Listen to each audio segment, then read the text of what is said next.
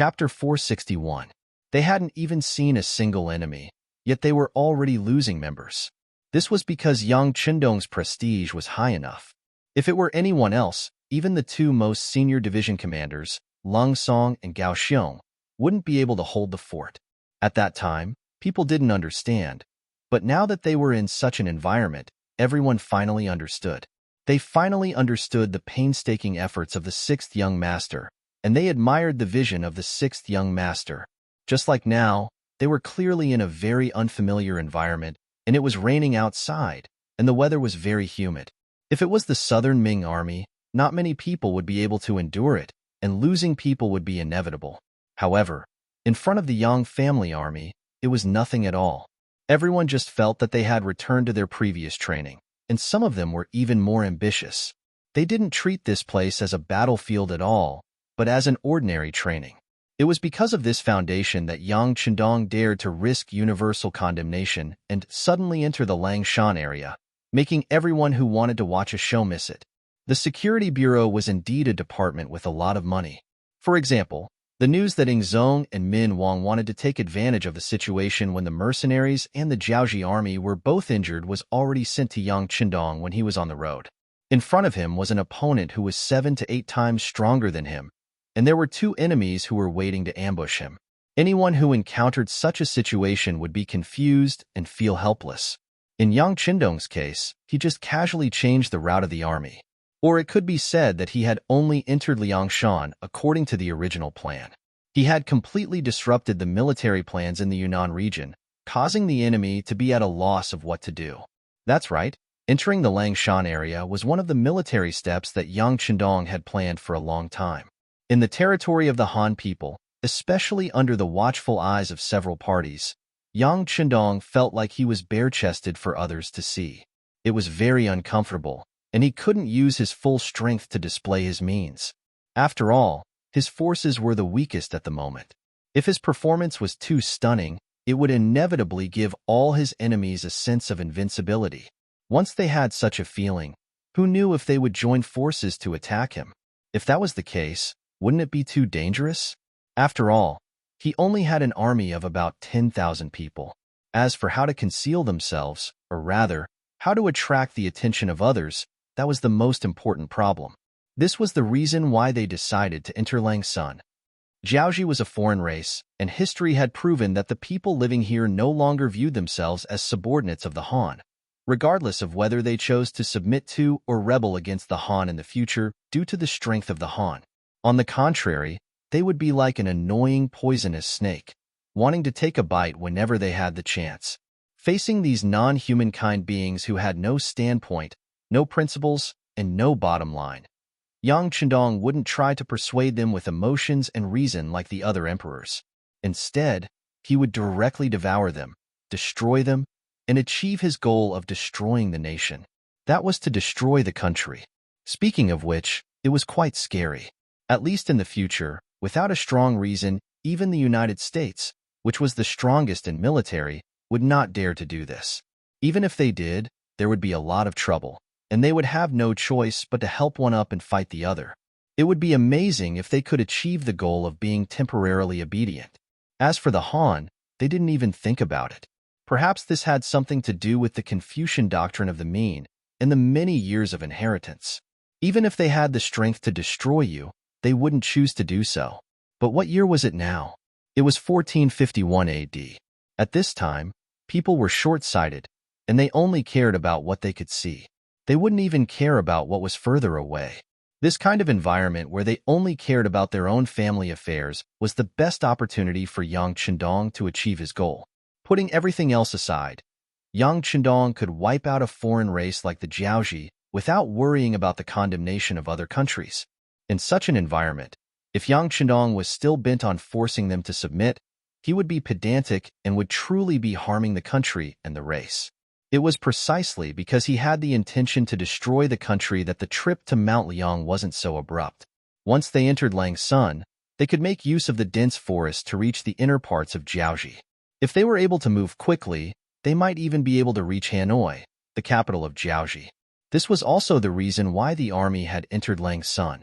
He could hide himself, make others' plans to target him completely fail, and even achieve his ultimate military goal. With so many benefits, why wouldn't he do it?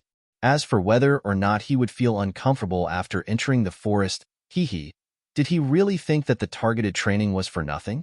The most annoying thing in the dense forest was nothing more than the rainy weather and the poisonous insects that could appear everywhere. The former wasn't difficult to deal with. As mentioned earlier, the trees here were lush, and with so many leaves, the rain wouldn't easily fall on the warriors. At most, the path under their feet would be a little muddy. However, the latter was even less of a problem. Everyone had a pair of combat boots, and that solved all their problems. Not only did the path not seem so difficult to walk on, but with the combat boots, even snakes and insects wouldn't be able to do anything to them. For example, when marching in the wild, especially in a dense forest like this, one must pay attention to the cleanliness of the camp, and all trash must be buried in a timely manner. That was because as long as there was a bit of grease, there was a possibility of attracting ants, and ants would attract lizards, and lizards would attract snakes. When moving around in areas where snakes roamed, one must pay attention to reduce the possibility of being bitten by snakes. Generally, 70% of the bites would be on the feet. If one wore trousers, forest boots, and combat boots, even if one was bitten, one wouldn't be poisoned. Thinking about what people wore in the past, most of them were straw sandals and cloth shoes. Occasionally, some nobles would wear cloth boots, but in front of real combat boots, those were nothing. That was also the reason why the mercenaries dared to casually enter the forest while others viewed it as a dangerous place. As for whether there were poisonous snakes on the trees in the dense forest, when camping in the wild, some lime powder should be scattered around the area to prevent poisonous snakes from invading. Before sleeping, the bed should be checked, the tent should be pressed, and the shoes should be checked in the morning. If these were done, there would be no need to worry. And this knowledge was known by some local people, not to mention young Qindong, who came from the army in the future, was even more clear about these things. Long before they decided to enter Langsun, Resin City had already prepared enough combat boots, lime powder, and even some anti-mosquito medicine, as well as food like instant noodles and ham sausages. With sufficient preparations, food and clothing were no longer a problem. The next problem was how to kill the enemy. As for how to effectively kill the enemy, Yang Qindong had already made sufficient preparations and plans. Modern armies emphasized on fighting even when there was no war. This meant that even when there was no war, they had to make sufficient preparations to deal with it. What should they do when war came? Even when there was no war, they had to make preparations all the time, much less when war was about to break out. Yang Qindong had already summoned the 2 regiment commanders and the battalion commanders of the Cold Front to discuss the next battle plan. When they were in Gaozhou, they had already made the final decision. Faced with the Jiaoji army that greatly outnumbered them, they would adopt the plan of luring the enemy deep into their territory and nibbling away at them step by step to achieve their goal. The so-called luring the enemy deep into their territory referred to how to lure the enemy out of Langsun and then take a vicious bite out of them first. It was a rather daring plan. This was already the territory of the Jiaoji army. Luring the enemy out of their territory and then dealing a heavy blow to them was probably something only Yang Qindong dared to do. Only the elites of the Cold Front could accomplish such a feat. If it was the Southern Ming army, they might not have the courage to make such a decision. Even if they could, they would not be able to accomplish it. However, this was not a problem for the Yang Jejun. This time, after entering the Southern Ming territory, the mercenaries had won every battle. As long as they were willing, there was no enemy that could withstand a single blow from them. Under such an atmosphere, the morale of the army soared. The morale of the army could be used. In addition, after the previous battle with Miao Jun, Yang Qindong had completely given up on cold weapons and switched to firearms. Now, even the auxiliary soldiers were equipped with Type 81 rifles. Even the temporary auxiliary soldiers were using crossbows that were swapped out from the auxiliary soldiers. This only boosted the morale of the army. It was not an exaggeration to say that with these weapons, it was equivalent to winning half of the battle. Just think about it. With the current weapons of the army, even if it was during the anti-Japanese era, they could easily turn the situation around, not to mention the Ming dynasty from a few hundred years ago. There was even less chance of failure. It was because of this morale that the Yang family's army entered the Langsun region, they immediately began to make arrangements according to their previous plan. First, they chose a spacious battlefield and buried the enemy's bones there. Then, they began to bury mines nearby. The construction of the first mine took the Red Nest City munitions factory a total of 9 months. This was because they already knew about gunpowder and the theory behind mines. However, mines were still too advanced at that time, so much so that it exceeded the imagination of humans at that time. But in any case, with enough scientific evidence and a real object as a reference, after 9 months, the first landmine was finally successfully produced after countless tests. With the first mine, the speed of production began to increase. This was originally not a difficult matter. As long as there was enough gunpowder and other materials, the mines were produced in batches and sent to the seaside of Lijiao Prefecture by the Yangtze Navy. They were sent to Yang Chundong's military camp. Chapter 462. This time, when they set off, each soldier carried a total of 3 landmines. This was because the landmines were still too large. Once the munitions factory in Crimson City made a breakthrough, the landmines would be reduced in size, allowing the soldiers to carry more. 3 per person. Even if some people wanted to take others, without mines, 10,000 soldiers would have at least 20,000 of them. What kind of power would they be able to unleash if that was the case? When they found a suitable ambush spot, Yang Chundong waved his hand and placed 10,000 landmines. Half of the total amount was enough to intimidate the Jiaoji army and give them a good start. The landmines were still being set up when the scouts from Lungfeng reported that they had discovered the Jiaoji army's scouts and asked if they should eliminate them on the spot. The scouts were all elites, and any one of them was more than enough to take on the previous squad leader of Cold Front. In addition, they were already equipped with silencers, night vision goggles, and other devices. They could really eliminate opponents from hundreds of meters away without leaving a trace. It was no wonder they were so arrogant when they came to ask for instructions. Ignore them. Let the army find a place to set up camp and start cooking, Yang Chundong said nonchalantly. Not only did he have no intention of hiding, he even ordered his men to start a fire. This was an intentional exposure. Why did Yang Chundong suddenly enter the Lang Sun area? It was to give them time to plant the landmines. Since the work had already started, it would be completed soon. The next mission was to lure the enemy over. He could use the Jiaoji scouts to expose his location. Once the order was given, the originally quiet forest was suddenly filled with smoke and fire. This time, not to mention the elite scouts Hong Jin had sent, even ordinary people would know what was going on as long as they weren't blind. The mercenaries are indeed here. Quick, go back and report this to General Hong. The rest of you, keep a close eye on this area and find out where their base is located. The scout general excitedly ordered his subordinates when he saw that there was a result of his investigation. Someone went back to report. The other scouts started to approach the central area carefully. They thought they were being very careful, but they didn't know that their every action, including eating, drinking, and defecating, were all seen by the scouts from Lungfeng. These scouts were either hiding in the dense trees or digging bunkers on the ground that were big enough for them to hide. Then, they used binoculars and night vision goggles to observe the enemy's every move. They would then use hand signals to report to the nearby scouts. Yang Chundong had already given the order that once the scouts were discovered, they could fire back to protect themselves.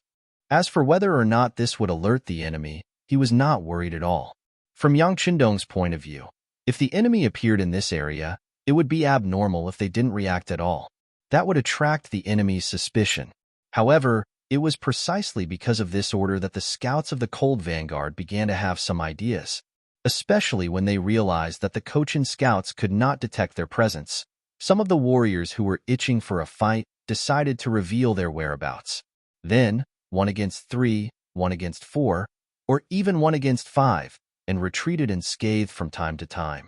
In less than a day, they had killed close to 100 Jiaoji scouts, causing the enemy to lose half of their men.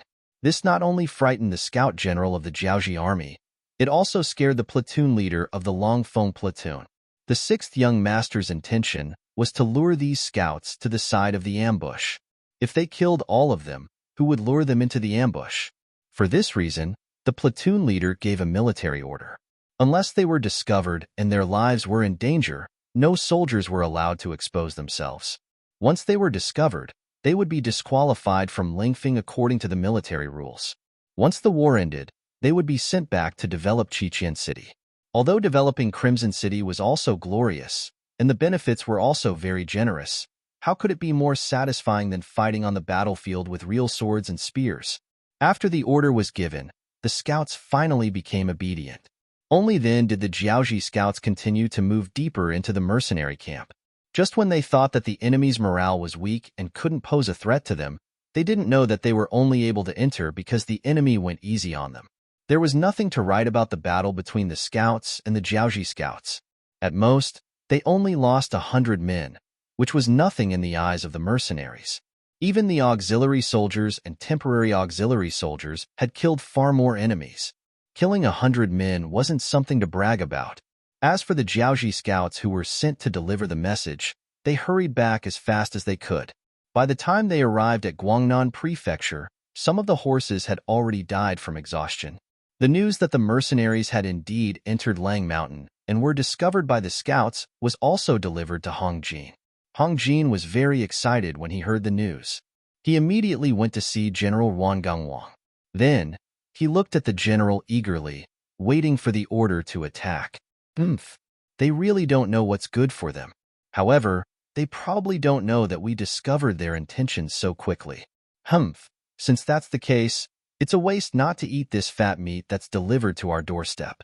Where's Ruan Yongyang? Looking at the report Hong Jin sent over, Ruan Gangwang's lips curled into a cold smile. Then, he asked in a thunderous voice. Ruan Yongyang, who was in his 20s, was also standing below. He was staring at his uncle's figure. He had made a mistake in his previous strategy and regretted it very much. Now, he was most afraid that Ruan Gangwang would give the mission of exterminating the enemy to Hong Jin. If that was the case, then he would lose a great opportunity to perform meritorious deeds. Fortunately, his uncle was still his uncle. At the crucial moment, he didn't forget his family. When he heard Ruan Gangwang shouting his name, he quickly reacted and stepped forward. This general, Ruan Yongyang, listens to your orders. Ruan Yongyang, this general orders you to bring 30,000 soldiers. 20,000 of them are Jiaoji elites and 10,000 Han captives into Lang Mountain. Find the mercenaries and surround them to show the might of our Jiaoji army. When Ruan Gangwang finished speaking, Ruan Yongyang immediately cupped his fists and said, General, please rest assured. I will make the preparations now. Within a day, no. Within half a day, the army will be able to leave the city. At most, it will take 2 days to reach Lang Mountain. 5 days later, there will be good news. One could not blame Ruan Yongyang for being so anxious. He was afraid that the mercenaries would continue to venture deeper into Langsun. If they were allowed to enter the inner region, even if they could be eliminated there, it would still alarm the emperor, wouldn't it? If that was the case, then this battle wouldn't be perfect. Hearing Ruan Yongyang's confidence and the fact that he had already prepared everything, Ruan Gangwang nodded in satisfaction. Good, go and make the arrangements. This general obeys. Ruan Yongyang turned around and left with a face full of joy. Hong Jin, who had come to deliver the news, had a face full of envy. Of course, if he knew that Ruan Yongyang wouldn't return this time, he wouldn't be envious. He would be glad that he wasn't General Ruan Gangwang's family. Otherwise, he would be the unlucky one. Of course, this also proved that in the ancient army, relationships and family were very important. If you didn't have a strong relationship, no matter how outstanding you were, it would be difficult for you to make a name for yourself. In fact, this had always been the case since ancient times. In comparison, it was very difficult for the capable to rise above the mediocre in the cold front. One shouldn't think that everything would go smoothly once they joined the cold front. Ordinary members of the cold front would undergo periodic assessments. Once they found that their physical fitness couldn't keep up, they would be forced to leave the cold front. It was the same for the officers. It didn't matter if you were a platoon leader, company commander, battalion commander, or even a regiment commander or division commander. Once they found that you couldn't keep up with the development of the army, they would be removed. The only difference was that after you retired, you would be given a suitable arrangement. You could be assigned to the logistics of the army or be assigned to the development of the region. This way, even if you were to leave the cold front, you would still have a guarantee. This way, the officers and soldiers wouldn't have to worry. However, because of this kind of military discipline, the overall fitness of the cold front was constantly improving. Their physical fitness was always at its peak, which ensured that they were undefeatable and invincible. Ruan Yongyang's order was sent out, and it was just as he had promised. The army quickly began to gather. The Jiaoji army, which was already prepared to fight the mercenaries, quickly gathered 30,000 soldiers and marched out of Zhan and prefecture, heading straight for Langsun. The news quickly reached Yang Qindong's ears in Langsun. When he heard that the enemy had taken the bait, he couldn't help but chuckle. They're here so soon. Very good, very good. After saying very good twice, Yang Qindong couldn't help but sigh. Beta Persei saw this and asked in confusion, "Young master, why are you sighing?" Beta Persei, why do you think the Jiaoji army sent 30,000 people this time? I've prepared 10,000 landmines for them. Isn't it a little overkill? Yang Qindong said with a look of pity. When Beta Persei heard this, he nodded seriously. Young master, you're right. Why don't we dig out more landmines? Let's not waste them. This, Yang Qindong despised Beta Persei in his heart. Young master, I was just sighing proudly. Why are you so serious? There's no need for that. Anyway, the military factory is rushing to produce more landmines. For the sake of the soldiers' safety, let's just waste some. Chapter 463. Sigh. Young master's words make sense. After hearing this, Beta Persei nodded his head heavily, as if this was how it should be. This was the charm of a leader. In the eyes of many people, especially those who had seen the development of Crimson City, Yang Qindong had already become a synonym for omnipotence. Under intentional rumors, many people even began to view him as a godlike figure. Since he was a god, it was normal for him to create things that people could not even imagine.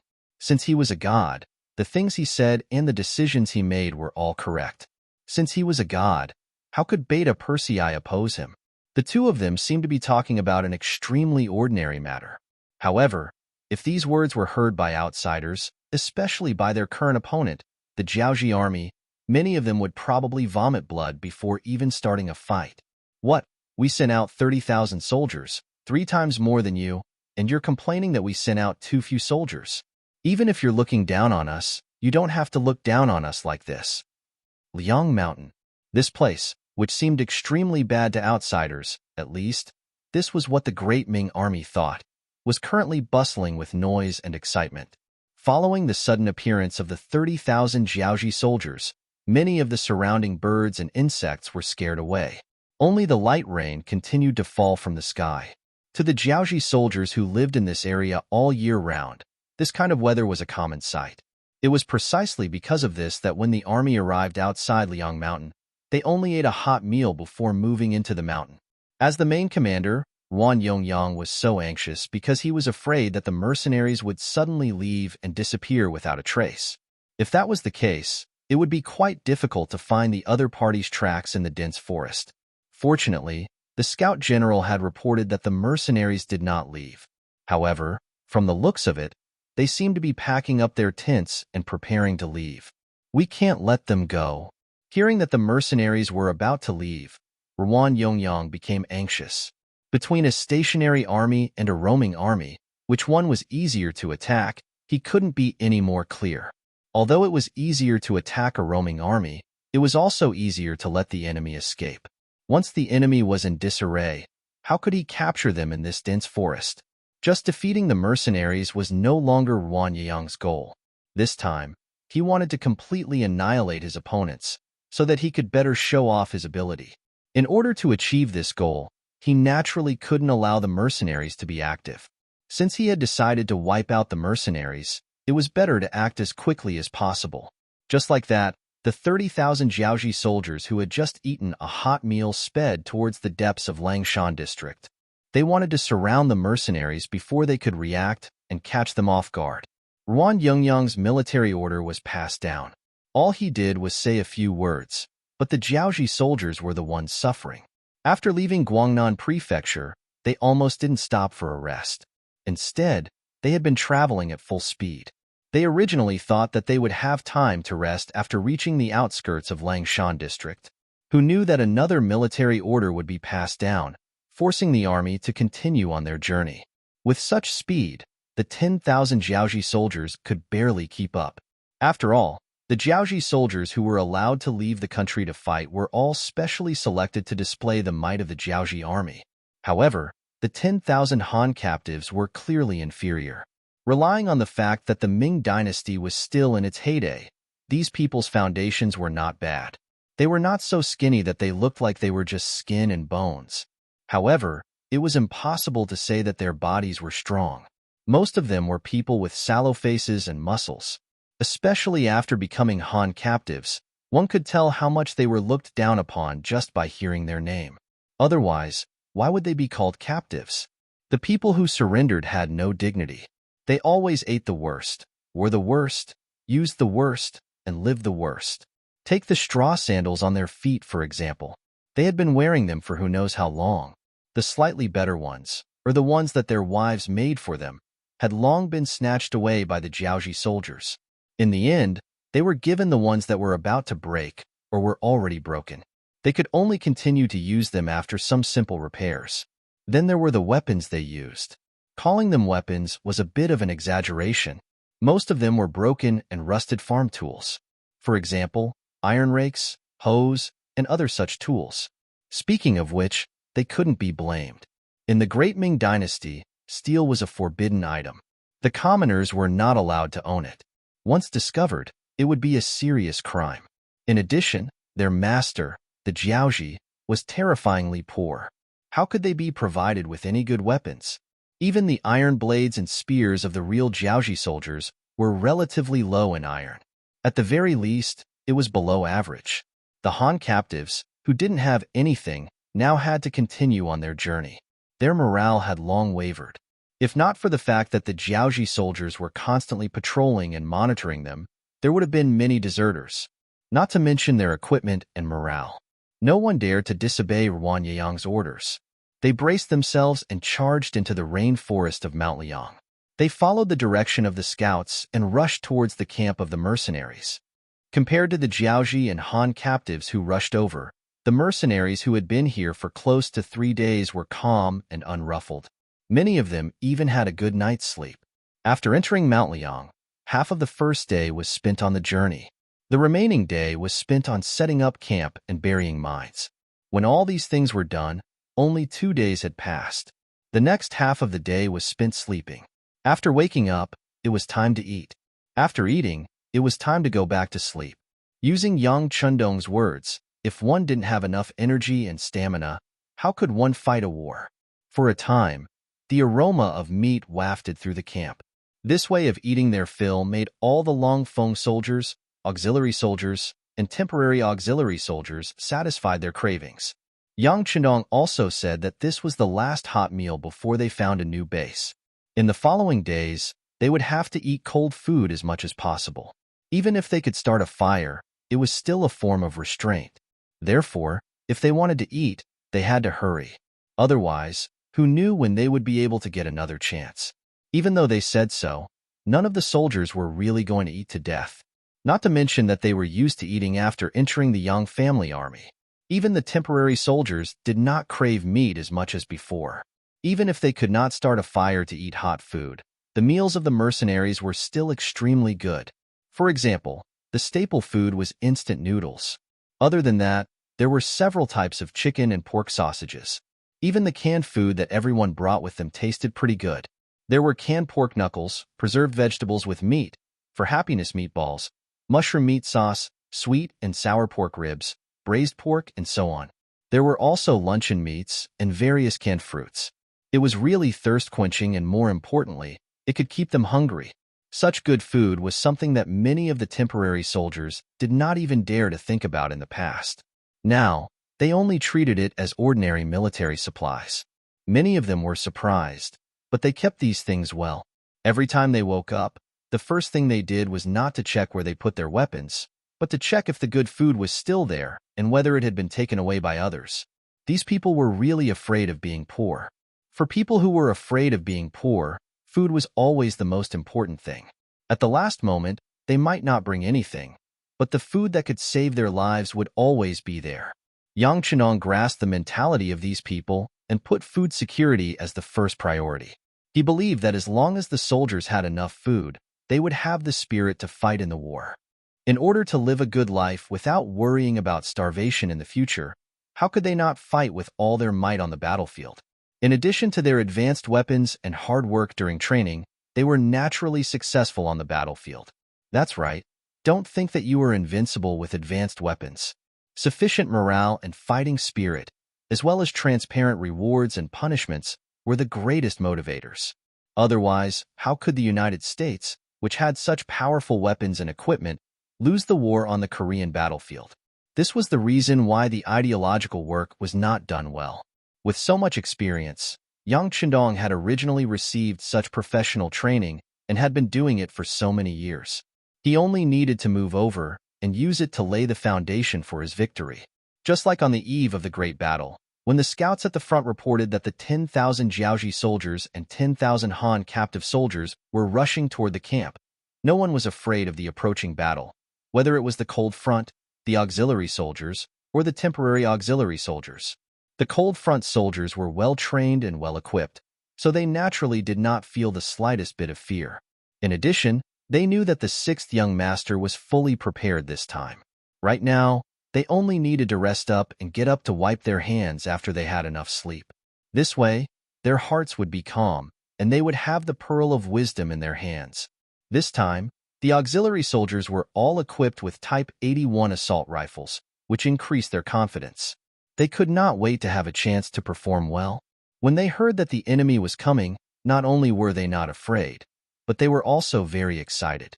They were waiting for the enemy to arrive so that they could perform well. The temporary auxiliary soldiers also wanted to perform well. They were also waiting for a chance to perform well. However, they had only been in the army for a short time, and they were using cold weapons like crossbows, so they were not very confident. Chapter 464. I say, Daniel, don't be so nervous. If you can kill one enemy on the battlefield, it's enough. If you kill two, you'll earn one. At most, you'll die once. After 18 years, you'll be a hero again. That's right. Daniel, little dog, as long as you follow the usual training method, you should be fine. Even if you die, there will be people who will remember us and send you off. That's called dying with dignity and dying with value. That's right. Haven't we already asked the squad leaders who know how to write our last words? If we really die, as long as our family members are still alive, no matter where they wander, they will have a chance to be found and taken care of. If that's the case, what's there to be afraid of? This was the scene when a few temporary auxiliary soldiers gathered together. Not far away, the leader of the 10-man squad, who was also the squad leader of the auxiliary soldiers, looked at what was happening. However, he didn't have the slightest intention to stop it. When one was really on the battlefield, there were some things that needed to be enlightened by others. However, most of the time, it was better to think it through by oneself. Since that was the case, it was better to watch them comfort each other and relieve each other's pressure. Sure enough, after being enlightened by the other brothers who called themselves comrades, Daniel and Xiaogo, who were originally a little nervous and even trembling, were no longer so scared. Their eyes also became brighter and brighter, and even brighter, just like what the other comrades said. Since they became soldiers, they would be on the battlefield and there would be life and death. If they thought it through, why should they be afraid of death?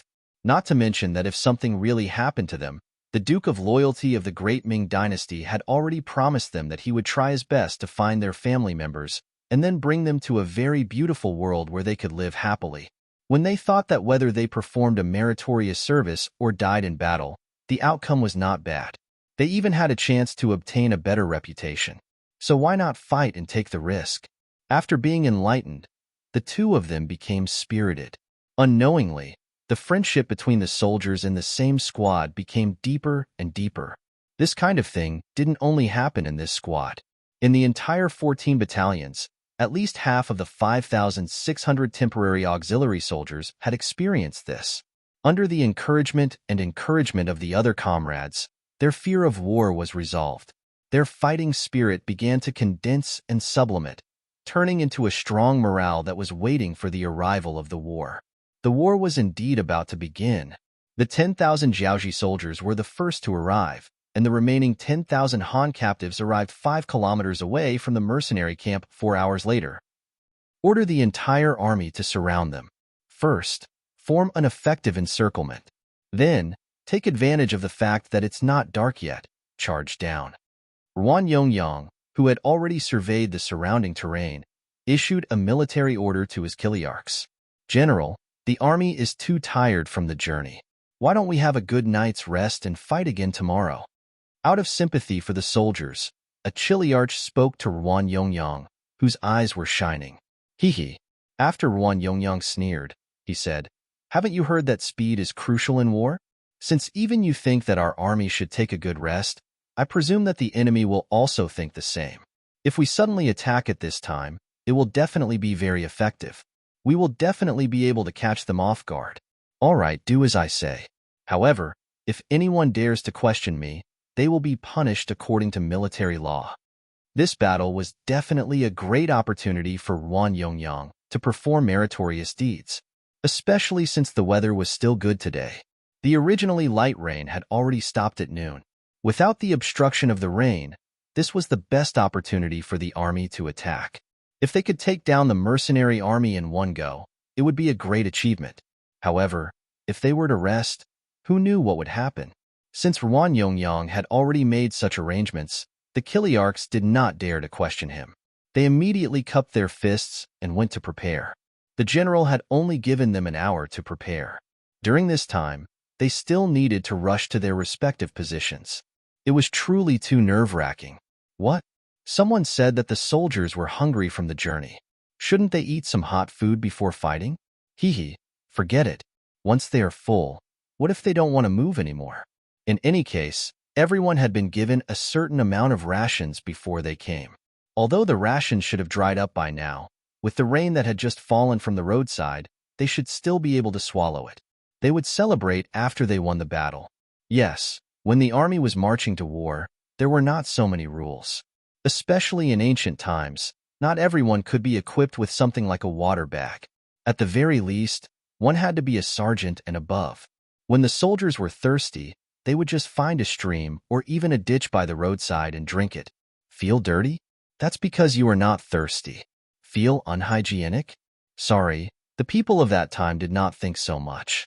It was precisely because of these bad habits that the number of soldiers in the army was often very high. The combat strength of the army was also greatly weakened because of this. Fortunately, this kind of thing would not happen to the young Jejun. The food they ate was both nutritious and safe, and the water they drank was both warm and cold. Even if the war lasted for too long and the conditions were not good enough, the military regulations still required everyone to drink flowing water or directly catch rainwater to drink. Drinking the stinky water in the ditch was absolutely forbidden. Because of this, there were soldiers who broke the rules and were given a good beating in front of everyone. They were also beaten 5 times with the killing rod. Their skin was really lacerated, and their flesh was lacerated. The beatings were ruthless, and the results were good. Very quickly, everyone remembered this matter, and no one broke it again.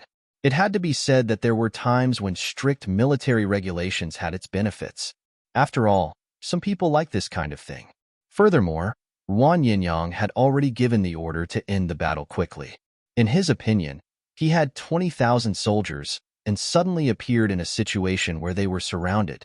Facing 10,000 people, no matter what, victory was already in his hands. After all, in a war, the side that initiated the attack would more or less have the upper hand and hold the initiative. The Jiaoji army started to move. This scene was seen clearly by the scouts who were lying in ambush. These scouts were the most outstanding batch of people in the disguise test. As such, the hiding spots they found were very well hidden. For example, when Ruan Yongyang gave the order, there was a scout lying in ambush on a hill 100 meters away from them. The scout squad leader named Su Yunsheng was also a daring person. The reason he chose such a position was to observe the situation on the front line better. For this, he paid a price. For example, a few Jiaoji soldiers once poured urine on the spot where he was lying in ambush. When the hot liquid flowed down from the sky, Su Zhangsheng did not close his eyes. Instead, he allowed the liquid to flow on his body. He endured it. It was this kind of perseverance that prepared him for the great merit he was about to perform.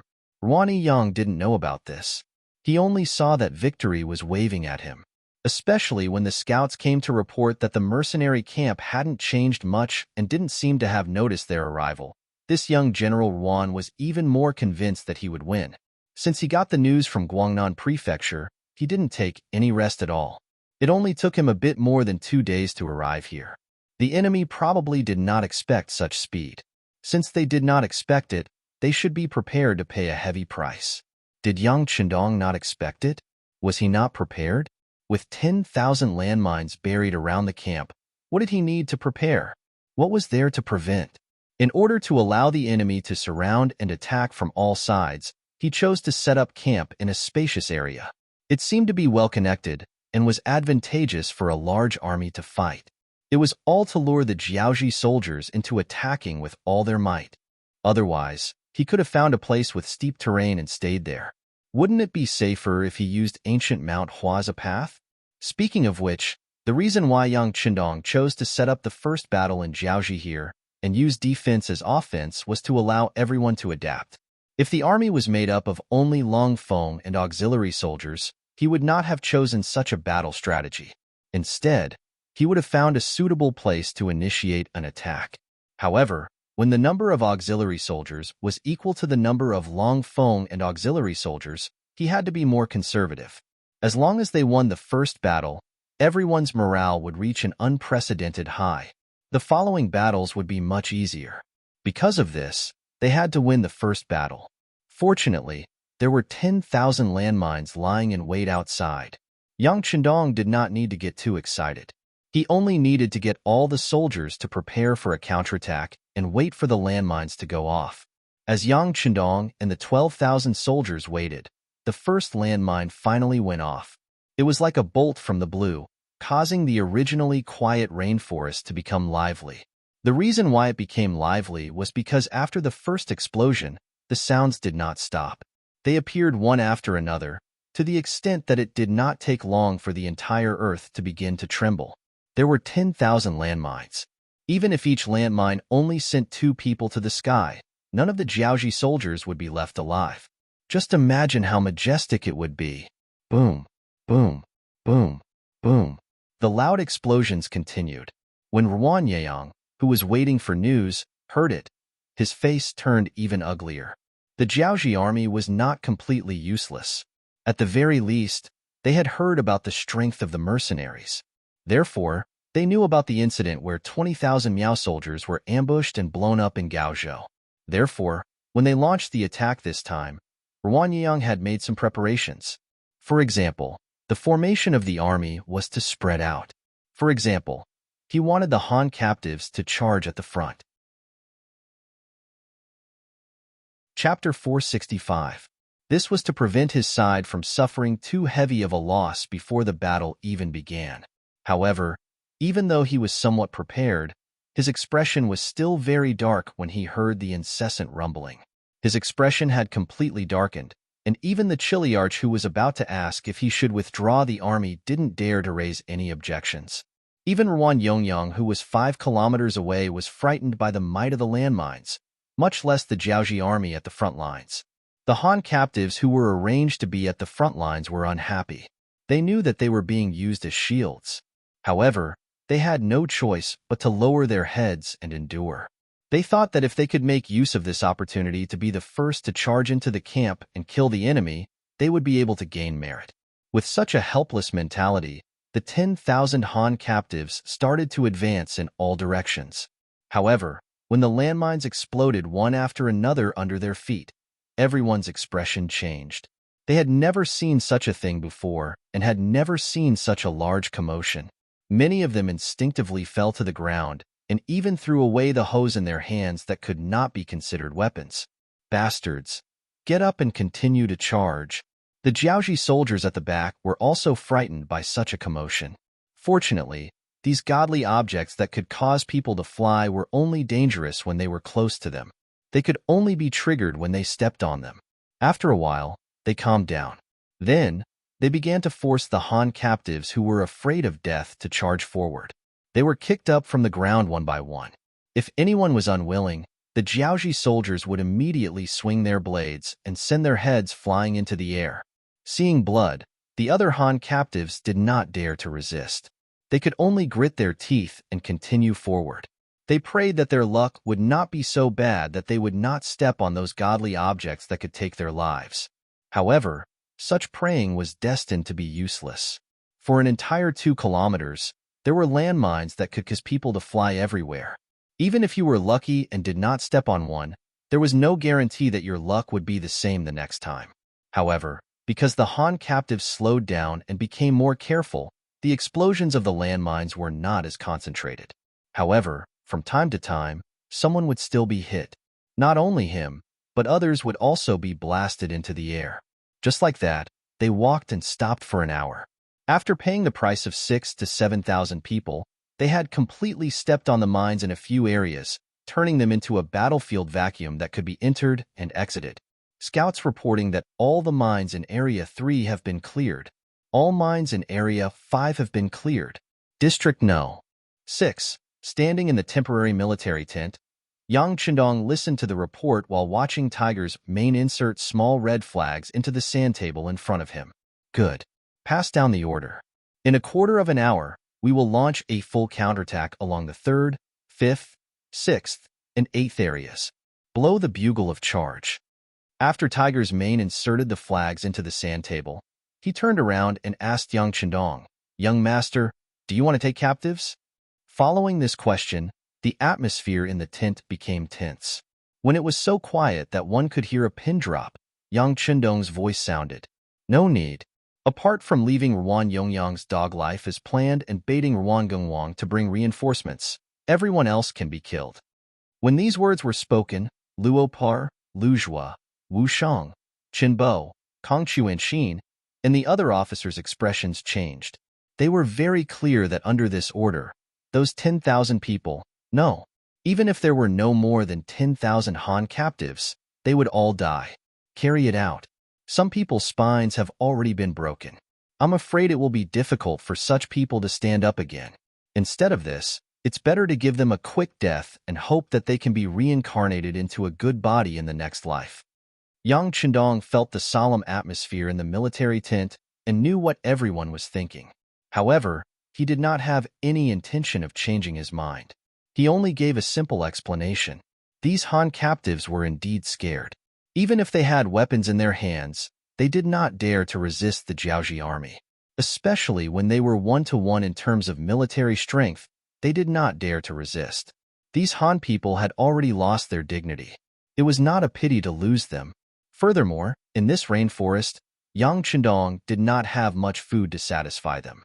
He also did not have the time to reorganize them. Since that was the case, why not give them a quick death? Yang Chendong gave the order and gave an explanation. All the officers of the battalion level and above silently nodded their heads. None of them would say that the 6th young master was cold-blooded. War was a matter of life and death. Being merciful to the enemy was being cruel to oneself. This was a saying that they had heard countless times. They could understand. With Commander Luo Par as the leader, all the officers saluted with a solemn expression before quickly exiting the tent. Very quickly, outside the tent, the sound of footsteps could be heard. The mercenaries were finally going to show their might and counterattack. The mercenaries were preparing for their counterattack. The approaching Jiaoji soldiers were still excited about the fact that there were no more landmines in front of them. In their eyes, the mercenaries only had a few tricks up their sleeves. Just like when Miao Jun ambushed the mercenaries, wasn't he also heavily injured by the bombs before clashing with his cold weapons? Although the landmines had injured close to 7,000 of their men, and even if General Ruan Yongyang still had 1,000 men protecting him, in terms of military strength, they were about the same as the mercenaries. There wasn't much of a difference, and they still had the qualifications to fight. Of course, the main reason why these Jiaoji soldiers felt so good about themselves was that most of the landmines had killed the Han captives. The real Jiaoji soldiers did not suffer any heavy injuries. These elite soldiers from Jiaoji believed that it was time for them to display their strength. In the face of cold weapons, they were not afraid of anyone. It was because of this arrogance that the Jiaoji soldiers began to charge with the remaining Han captives. Seeing that the mercenaries' camp was less than 3 li away from them, and that there were no obstacles in front of the enemy camp, this was the best time to charge. Immediately, they began to run. As they ran, a series of rumbling sounds could be heard. Their momentum was quite shocking. In ancient times, when two armies fought, whichever side charged first would have the upper hand. For example, in terms of morale, might, etc. As the side that charged last, they would be at a disadvantage. Perhaps before you even charged, the enemy would have already charged over. Using the advantage of running, it was very easy to break through the enemy camp. Therefore, there was a saying that once the distance between the two sides was 2 miles, if the other side did not launch an attack, there would be no chance for the other side to charge. What awaited them was only the destruction of the camp, which would lead to failure. It was because of this mindset that when the Jiaoji soldiers were 2 li away and saw the cold vanguard soldiers in camouflage uniforms walk out of the camp, there was no fear in their eyes. On the contrary, there was shock. Shock because they were about to win. Shock because their charge had already been formed, and the enemy had not made any preparations. Facing such a charge, the cold vanguard soldiers walked out of the camp when they were 2 li away. They either stood or squatted down with a wooden expression as they raised the 95 style in their hands. In the eyes of the real cold vanguard soldiers, they were invincible. Anyone who dared to provoke them and offend them had to die. As for the rules of the battlefield, it did not matter who charged first or who had more soldiers. It did not affect their mentality. All auxiliary soldiers and temporary auxiliary soldiers, get ready. Once the cold vanguard soldiers start firing, we will charge out. Remember, don't leave any survivors, don't take any prisoners. Just charge out in a straight line. Regiment Commander Lu Shua's voice rang out at this moment. It's time to perform meritorious deeds. Everyone, get ready. Regiment Political Commissar Song Sha also shouted loudly. It felt as if he did not shout, he would not have the chance to do so. A regiment commander and a regiment political commissar gave the order at the same time. 5,000 auxiliary soldiers and 5,600 temporary auxiliary soldiers, a total of 26 battalions and 2 companies of soldiers, were ready to charge. Some soldiers had even started to adjust their breathing in hopes that they would be able to run to the front in the next charge and perform more meritorious deeds. Auxiliary soldiers wanted to become cold vanguard soldiers through meritorious deeds. Temporary auxiliary soldiers wanted to become auxiliary soldiers through meritorious deeds. This was the goal of most soldiers. Just like what the Duke of Loyalty said, a soldier who did not want to become a general was not a good soldier. Since other people could do it, why couldn't they do it? Under this kind of competition, a war was about to break out. The auxiliary soldiers and temporary auxiliary soldiers in the military camp were fully prepared. They were waiting for the gunshot to start a full-scale counterattack, like the autumn wind sweeping away the fallen leaves. The 1,500 cold vanguard soldiers at the front did not open fire immediately. They were looking for the best formation to ensure that no matter which direction the enemy came from, there would be enough bullets to feed them. 1,000 meters, 900 meters, 800 meters. When they reached 800 meters, they were already within the shooting range of the 9.5. However, as the commander of this battle, Luo Po still did not give the order to open fire. He was still waiting for the best shooting range. 700 meters, 600 meters, 500 meters. As the shot was fired, Luo Po's shout finally spread throughout the entire military camp. Fire! Guns! Guns! Chapter 466. Following the gunshots, the charging Jiaoji soldiers fell to the ground one after another. The cold vanguard soldiers followed their own formation and found their targets. Although there were some overlaps, the effect was already very good. Once they discovered that an enemy was still running, the sharpshooters of the cold vanguard soldiers would immediately finish them off. One row was prone, one row was half-squatting, and one row was standing with their guns in their hands. Under the overlapping attacks of these 3 rows, a single cold front platoon was able to form a formation that could wipe out all the enemies in front of it, leaving no one alive. Ah! Oh! Ah! All sorts of miserable cries rang out. Along with the continuous deaths of the charging Jiaoji soldiers, the originally dense charging momentum was quickly suppressed. People say that when there are 10,000 soldiers, there is no end to them. However, when they fell to the ground in rows, the feeling was equally shocking. It was like a domino effect, instantly causing the formation of the Jiaoji army to fall into chaos. Hold on, hold on. A few lucky kiliarchs of the Jiaoji army were still shouting loudly, trying to stop the situation from deteriorating. Some of the kiliarchs were smart enough to shout, "The enemy has a limited number of muskets and a limited range. We don't have to be afraid. As long as we wear them down, the final victory will be ours." Their shouts were still echoing in the rainforest, but following that, countless battle cries came from the opposite camp. Then, when countless auxiliary and temporary auxiliary soldiers rushed towards them, their defeat was set. Commander Lu Zhua, who couldn't wait any longer, gave the order to charge as soon as he heard the gunshots. Then, he waited for the cold vanguard soldiers to fire 3 times, killing or injuring at least 3,000 to 4,000 Jiaoji soldiers. Then, the cold vanguard soldiers charged forward with the momentum of Mount Tai. The reason why they charged forward was because there were more mines that had yet to be triggered. If the charging formation was too scattered, it would be easy for them to get injured. Fortunately, the Jiaoji soldiers' formation was already very scattered. In addition, they were originally in a large encirclement. This created enough space for the auxiliary and temporary auxiliary soldiers to counterattack. They didn't have to worry about trampling each other during the charging. The mercenaries charged out of the camp and charged forward. Facing this sudden change, the Jiaoji soldiers didn't retreat immediately. Instead, they held their weapons and stood still. They wanted to wait for the enemy to charge over before engaging in a bloody battle to make up for the losses they had suffered. The idea was beautiful, but the reality was cruel. When the Jiaoji army retreated into a tight formation, the auxiliary soldiers who were 400 meters in front of them opened fire. The Type 81 automatic rifle was changed to a continuous firing mode. Then, 222. Gunshots were heard continuously. The Jiaoji soldiers who were still waiting for their cold weapons to engage in close combat had never seen such a situation before. Just the first wave of gunshots had caused thousands of people to fall on the ground. This sudden change caused the morale of the Jiaoji soldiers who were still holding on to their last breath to lose their morale. The most important thing for an army was morale. With morale, they could fight 1 against 2 or even more people. Once morale was gone, a few people wouldn't dare to fight against one opponent. Now, it was the latter situation. First, the mines were sent up into the sky. Then, the Type 95 long-range attacks were launched. Finally, the Type 81 guns were used to kill at close range. After 3 consecutive attacks, the Jiaoji soldiers' last bit of spirit and morale were completely destroyed.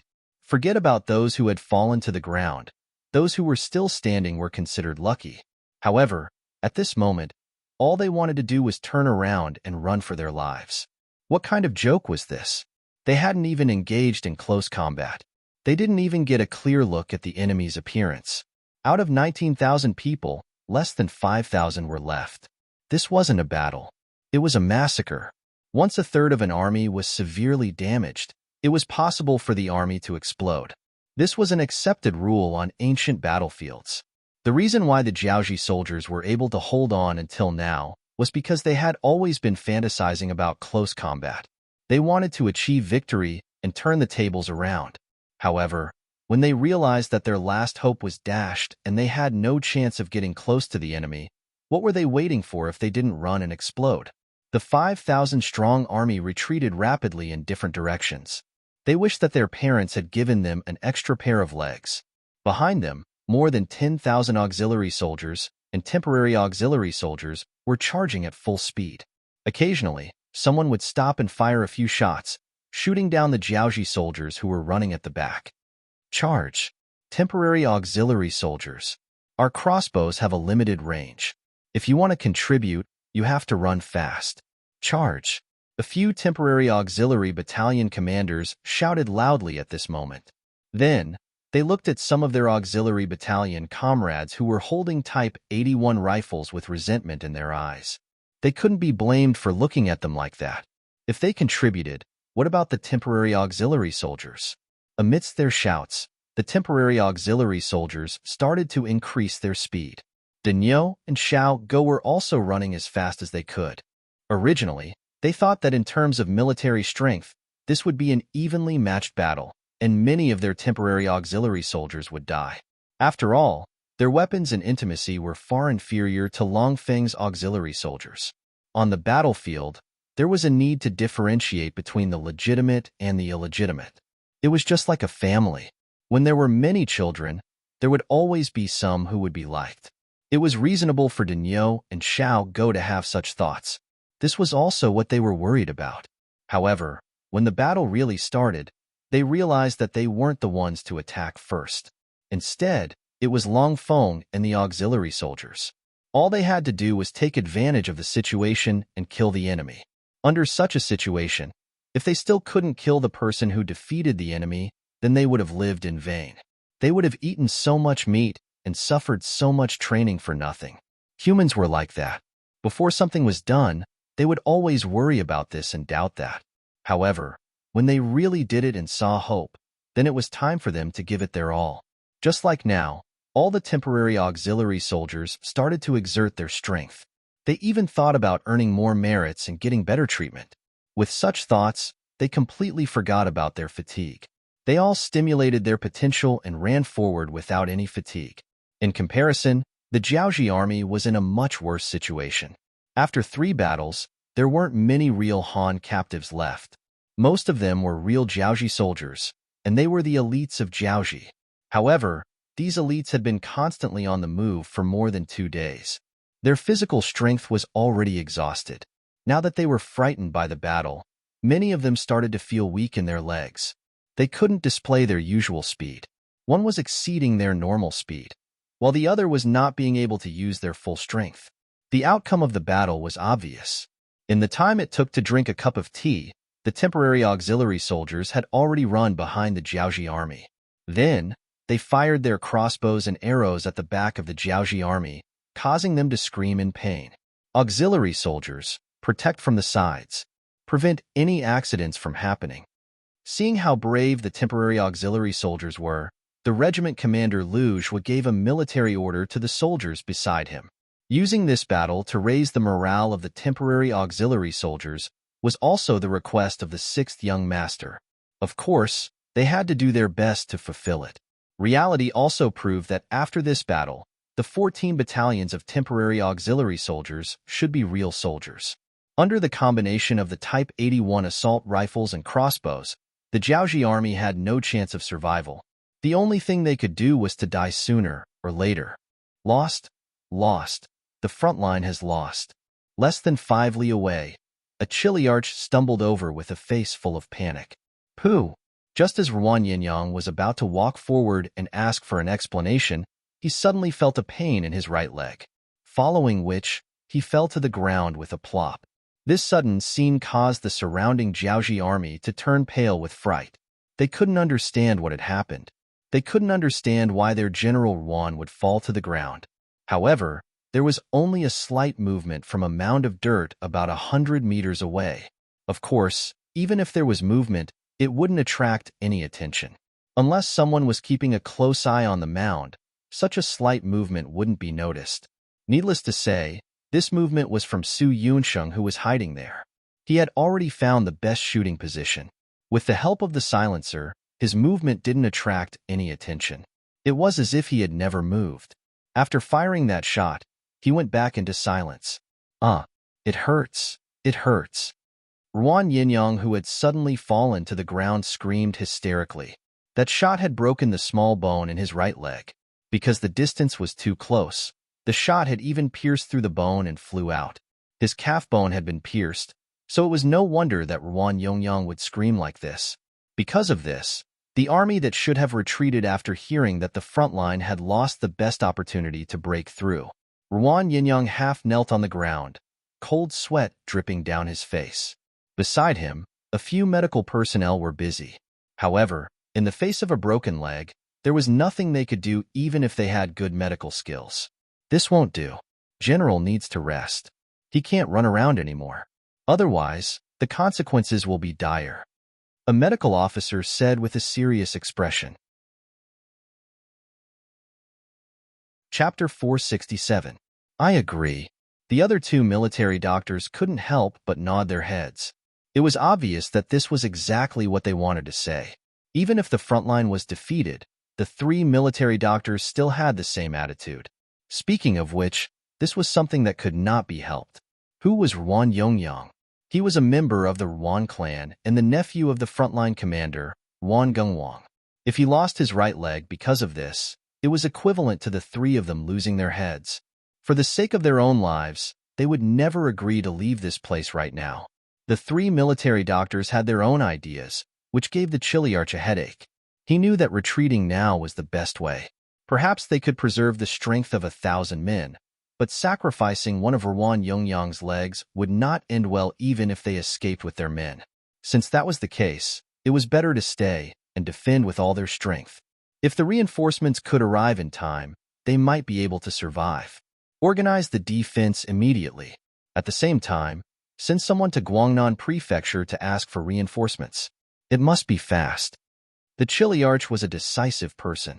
After making the decision, he began to arrange the following matters.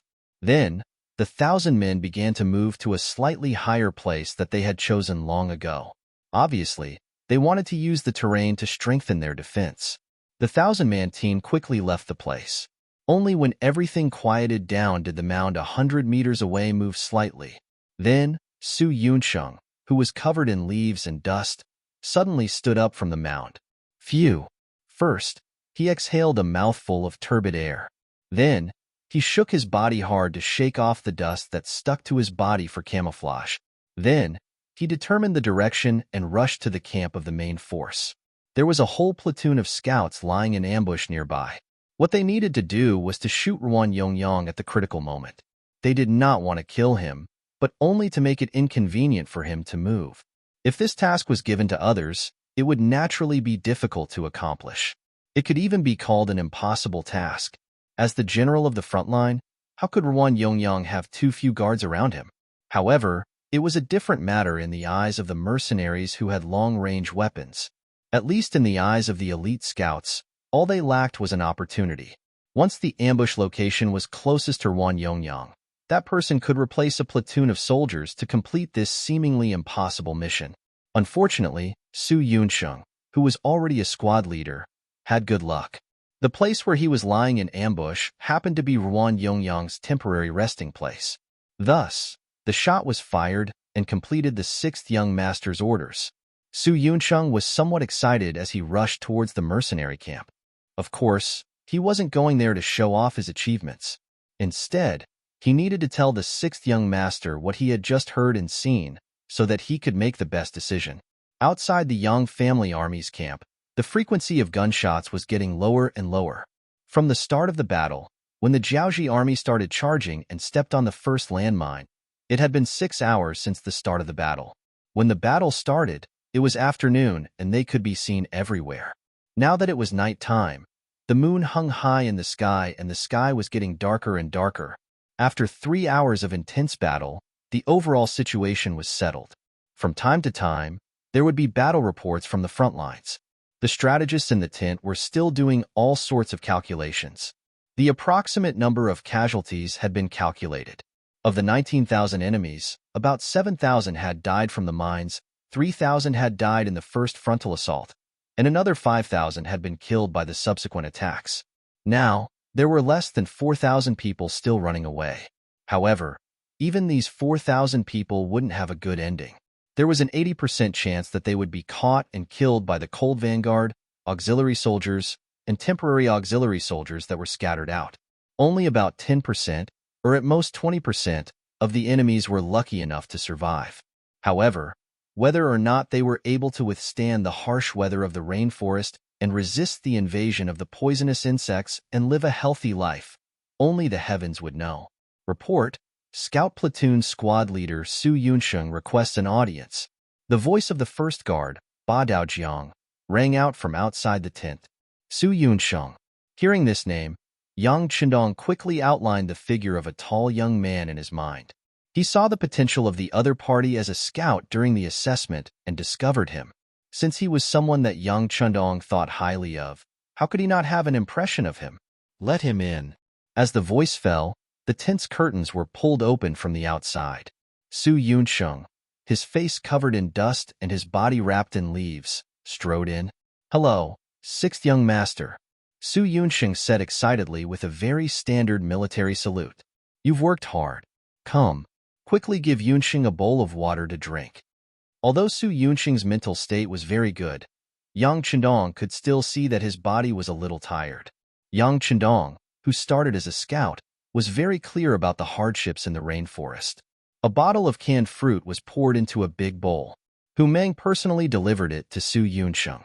Then, Su Yunsheng opened his big mouth and revealed an honest smile. Then, he gulped down the big bowl of canned fruit. He was indeed a man. Even the fruit in the soup was finished in one gulp without the slightest pause. This scene caused Meng and Yang Er, who were watching from the side, to laugh mischievously. Perhaps he felt that his posture of drinking the canned fruit was a little too strong. Su Yunsheng also scratched his head and laughed. Seeing that Su Yunsheng was more energetic after drinking a bowl of canned fruit, Yang Chenong asked with a smile, How is it? Do you have any good news to tell me? Yes, sixth young master. My luck is good. The enemy General Ruan Yongyang is only 100 meters away from me. I shot him in the right calf, and the bullet penetrated.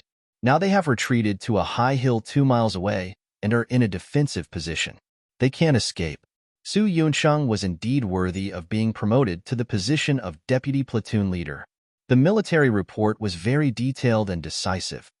Good. Yang Chendong listened to these reports and happily raised his arm, then slammed it down. As long as Ruan Yongyang can't escape, then the next thing will be easy.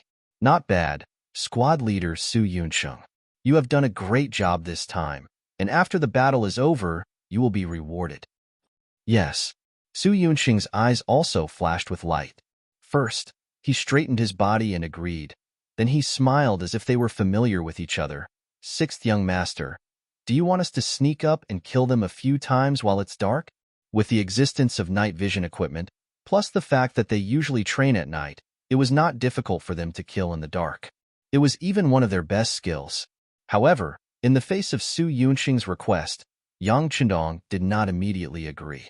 Instead, he shook his head and said, No need. They are already frightened now. If we scare them too much, it will be easy for them to turn around and run.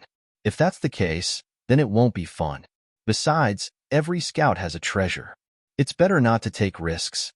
Hearing that Yang Chendong was so concerned about the safety of his brothers, Su Yunsheng's eyes were filled with gratitude. Thank you, sixth young master, for your concern, but we are not afraid of hardships or dangers. Good, your fighting spirit is commendable, but we really don't need you now. How about this? Go back and inform your platoon leaders and comrades to take turns watching Ruan Yongyang and the others tonight. Take turns to rest well, and keep an eye on the movements outside Liang Mountain. Once you discover the Jiaoji army coming, report to me immediately. Yang Chendong was not thinking about how to deal with Ruan Yongyang. Since the other party had already decided to stay behind, it was like a piece of juicy meat in his mouth. He could eat it whenever he wanted. Right now, he was more concerned about how to take down the army of Jiaoji. After all, compared to the appetizer in front of him, that was the real feast. Su Yunsheng accepted the order and left. Yang Chendong was still unable to rest in the military tent. He still needed to listen to the reports from all sides to make the most accurate judgment and various arrangements for the upcoming battle. Fortunately, everyone had enough time to rest. Staying up all night like this was not a problem at all. Guangnan Prefecture. On the morning of the third day after the battle, news of the battle at Liang Mountain reached their ears. In the largest residence in the prefecture, where General Ruan Gungwang rested, the sound of porcelain shattering could be heard early in the morning. Idiot! Idiot! Ruan Gungwang's hysterical shouts were accompanied by his heavy breathing. It was obvious that he had been angered by the battle report. 20,000 against 10,000. Not only were they defeated, but they were also severely injured in a single night. Their strength was reduced to less than a tenth of their original strength. This result was completely out of everyone's expectations. In Ruan Gungwang's view, even if the mercenaries had some tricks up their sleeves, they should not have much room to display in the rainforest. It was already amazing that they could fight his nephew Ruan Yongyang to a stalemate where both sides were injured. At that time, he only needed to send in 10,000 or 20,000 soldiers to achieve victory. Who would have thought that he would be defeated so quickly? Moreover, he would be defeated so easily and thoroughly? General, young General Ruan is in a critical situation. I would like to request for battle. Hong Jin had also seen the battle report. However, they were not sad at all. On the contrary, they were gloating. He should have been the one leading the troops. Now that someone else had taken the lead, it made him feel very uncomfortable. Now that the one who wanted to take the credit had failed, wasn't it time for him to show his skills? Hong Jin took the initiative to request for battle. Ruan Gungwang raised his eyebrows. All right, I will allow it. However, you must act quickly. Saving Yongyang is a great merit. Then, I will personally lead the army to support you. No matter what, this mercenary army must be eliminated to vent my hatred. Chapter 468. Ruan Gungwang was indeed very angry. His journey out of Jiaoji had been very smooth. Now, an army of more than 10,000 people dared to provoke him and even won the first battle. If he did not teach them a lesson, who knew how many people would laugh at him? This was something he could not tolerate. Yes. Hong Jin replied excitedly. He knew that it was time for him to shine. There were 6 major surnames in Jiaoji. They were Ruan, Chun, Li, Fan, Huang, and Pan. Even though there were a few people with the surname Hong, they weren't very famous. As the descendants of the Hong clan, they were instilled with the idea of how to raise their clan status in Jiaoji and enter the ranks of the 6 great clans. Hong Jin was instilled with this idea since he was young. This was also the motivation for him to work hard. In order to achieve this goal, he came to Ruan Gungwang's side after joining the army. He hoped that he could use the number 1 family to win glory for his family. Under his continuous efforts, the results were not bad. At least, he became a person that Ruan Gungwang trusted and became a general. This time, he finally had the opportunity to lead the army alone. How could he not be excited? Not to mention, Ruan Gungwang gave him a total of 50,000 soldiers because of Ruan Yongyang's experience. Although there were only 10,000 elites in Jiaoji, there were still 40,000 people from the Han captive army. According to Ruan Gungwang, didn't their mercenary army have a lot of landmines? Fine, I'll send 40,000 people to charge. I want to see if you have more landmines or my soldiers. After organizing the 50,000 soldiers, Hong Jin Xiong set off. He wanted to let everyone see and know how outstanding the Hong family was. The 50,000 soldiers left Guangnan City in the afternoon. This was because the army had been mobilizing before the battle. Since the higher-ups had made the decision, all they had to do was pull the people out. Just as the 50,000 soldiers left the city, the people from the security bureau rushed out through the small path. They needed to inform the 6th young master of this news as soon as possible. Liang Mountain. It started to drizzle early in the morning, so much so that the entire mountain looked misty. It was like a paradise on earth. However, Ruan Yongyang had long lost the mood to appreciate such scenery. At this moment, his calves were wrapped in thick, coarse cloth. He was also carried to a wooden chair that had been temporarily made. Just like that, he looked into the distance with a gloomy gaze. The 3 military doctors had already said that his calf had been pierced by a sharp object, and the burns were severe. It was impossible for him to recover. The best result was that he could barely walk, but he would have to limp and wouldn't be able to pick up any speed. In short, he could no longer walk around like a normal person, let alone lead a battle in the future. Since when could a cripple lead an army of thousands to charge on the battlefield? The Ruan family was the number 1 family in Jiaoji. There were countless young generals like them. If he couldn't hold on, the family could just replace him with someone else.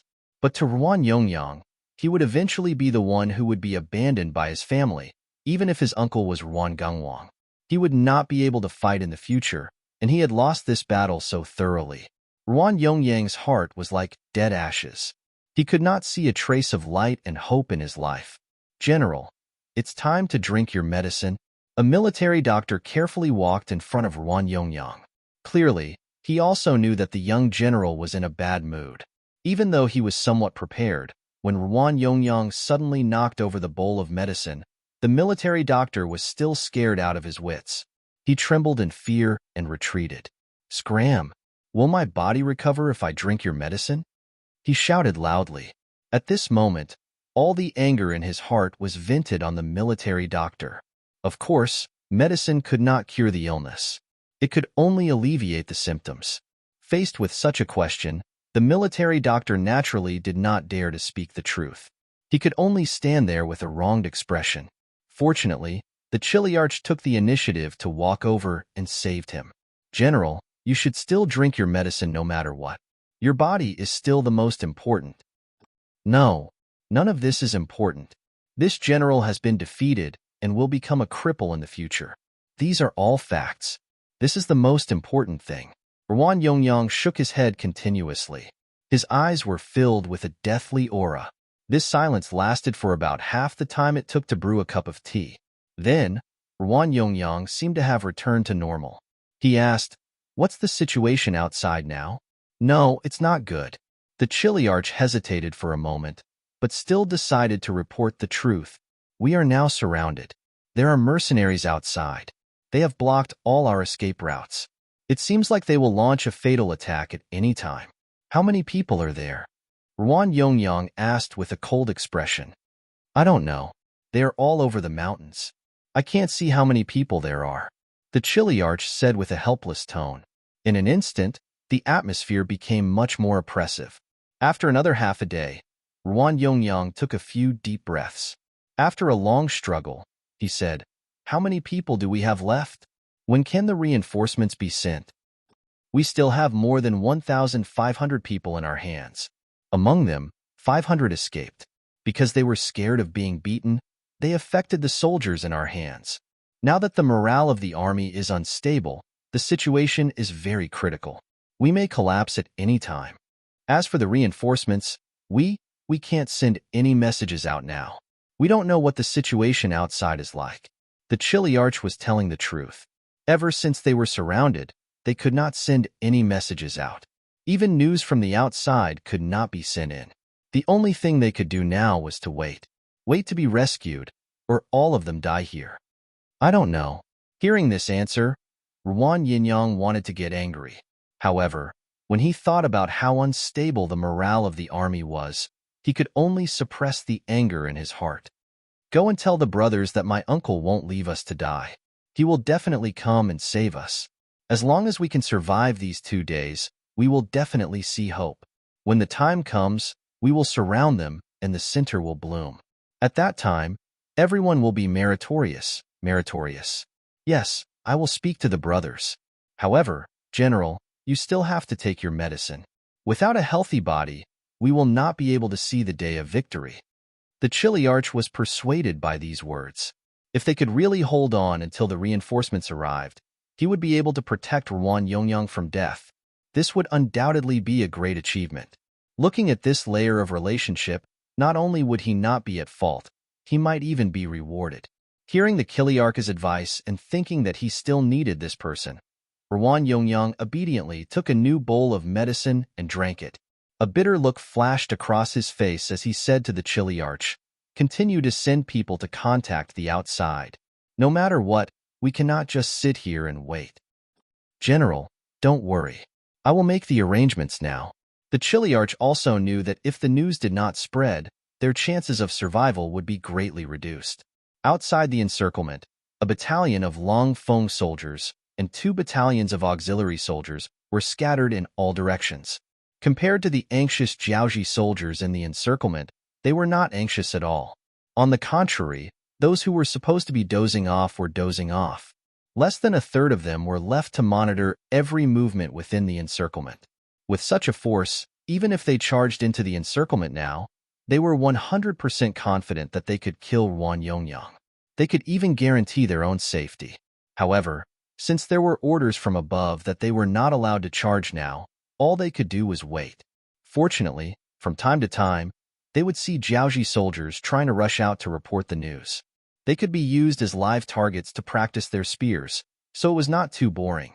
Of course, things like practicing their spear skills were mostly done by the auxiliary soldiers. Only Jiaoji soldiers who truly wanted to charge out of their shooting range would attract the attention of the Longfeng soldiers. The reason why they were called the most elite Longfeng soldiers was because they were much stronger than the auxiliary soldiers in terms of spear skills. What were the auxiliary soldiers? They were the reserve soldiers of the Longfeng soldiers. As long as they performed well enough, they could also join the Longfeng soldiers. In order to achieve this goal, even though the orders from above were for the auxiliary soldiers to take turns to rest, most of them gave up on this authority.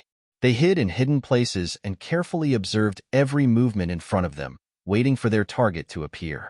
Bang! This was already the third gunshot in an hour. As the gunshots rang out, complaints could be heard from the surrounding area. Who is this? So fast. I just saw a figure, and King opened fire. Do you have to be so anxious? Of course, those who said such things were the kind of people who were envious and jealous. However, although they said such things, everyone's expression became more serious. They only hoped that they would be the next one to hit the target. The higher-ups had said that the person with the best performance this time would be promoted to Longfeng. The prerequisite was that this person's cultural studies would meet the standards. Of course, the cultural studies would meet the standards. Those who could become auxiliary soldiers would seize the time to learn when they had the time. In order to pave the way for themselves to become Longfeng soldiers, most of the auxiliary soldiers were already at the 3rd grade of primary school and above. What they lacked now was an opportunity to become Longfeng soldiers. Now that the opportunity was in front of them, who wouldn't want to grab it? Under such a tense competition, it would be a miracle if the surrounded Jiaoji soldiers wanted to run out to report the news. In such a competitive atmosphere, the surrounded Jiaoji soldiers' morale became weaker and weaker. If it wasn't for the fact that there were soldiers who wanted to surrender and ran outside while shouting to surrender but were still shot dead, these 1,000 people would have already surrendered by now. Chapter 469. They did not charge, nor did they kill you, nor did they accept your surrender. Under such an atmosphere, the 1,000 Jiaoji soldiers were simply waiting for death. Without any spirit, they were all on the verge of mental collapse. Outside of Liang Mountain, the 50,000 soldiers were rushing over in a grandiose manner.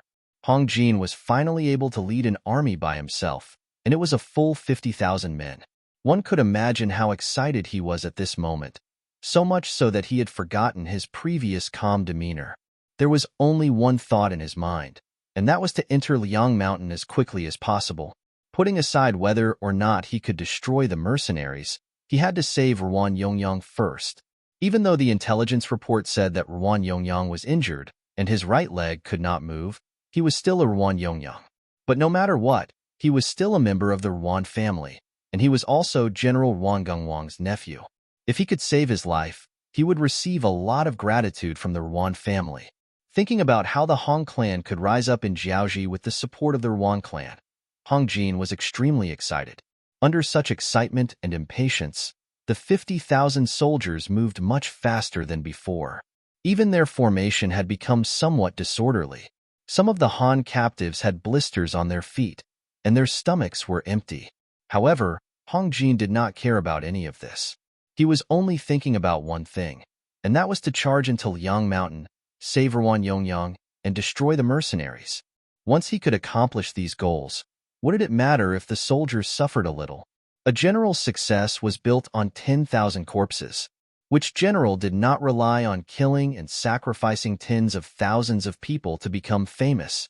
Being stimulated by such a thought, it should take Hong Jin 2 days or almost 3 days to arrive at the periphery of Liangshan Mountain from Guangnan Prefecture. However, he did it in less than 2 days. On the afternoon of the 3rd day after leaving Guangnan Prefecture, the army headed straight for the depths of Liang Mountain. Outside of Mount Liang, there were already Jiaoji army scouts waiting there.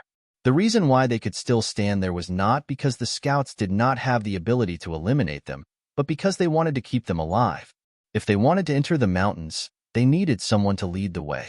After meeting up with the scouts left outside and finding out the location of Ruan Yongyang's army, Hong Jin didn't even let the army rest before charging in. Logically speaking, this method was not beneficial to the war, but Hong Jin was too eager to contribute. In his opinion, if he entered the mountain later, he would lose a chance to save Ruan Yongyang. This was something that he could not give up. As for whether the army was too tired, as long as General Ruan was saved, everyone could have a good rest. After all, they had 50,000 soldiers, which was 4 times more than the mercenaries. Even so, what was there to be afraid of? Under Hong Jin's lead, the army entered the rainforest. However, as soon as they entered, the marching speed of the army began to slow down. It was not that they did not want to go faster, but the road was too muddy. They could not go faster even if they wanted to. The temperature in the rainforest was humid and hot. In addition, there were all kinds of poisonous insects roaming around. Logically speaking, the army should be resting and reorganizing. At the very least, they should be in formation. However, Hong Jin, who wanted to contribute, had thrown all of this to the back of his mind. Under his strict orders, the 50,000 soldiers were split into dozens of groups, and their original formation was completely messed up. This was especially true for the 40,000 Han captives. Those who were in good conditions wore cloth shoes, while those who were in poor conditions wore straw shoes. However, no matter what kind of shoes they wore, once they stepped into the muddy ground, their shoes would become useless. Thus, they could only walk barefoot. Furthermore, the dense forest was filled with gravel. If they were not careful, they would be scratched by the gravel. This greatly hindered their speed. In just 4 to 6 hours, when the sky darkened, the Han captives were already 6 to 7 kilometers away from the Jiaoji army. Under such a distance, they naturally became Yang Qindong's main targets. Last time, when they were attacked, Yang Qindong made up his mind and did not have any intention of taking any captives. However, that was because the situation forced him to do so. After all, the Han captives were mixed together with the Jiaoji army, and it was not easy to differentiate between them. Furthermore, there were landmines everywhere. If he was not careful, he might even hurt himself. As such, he could only retract his thoughts of taking in more captives.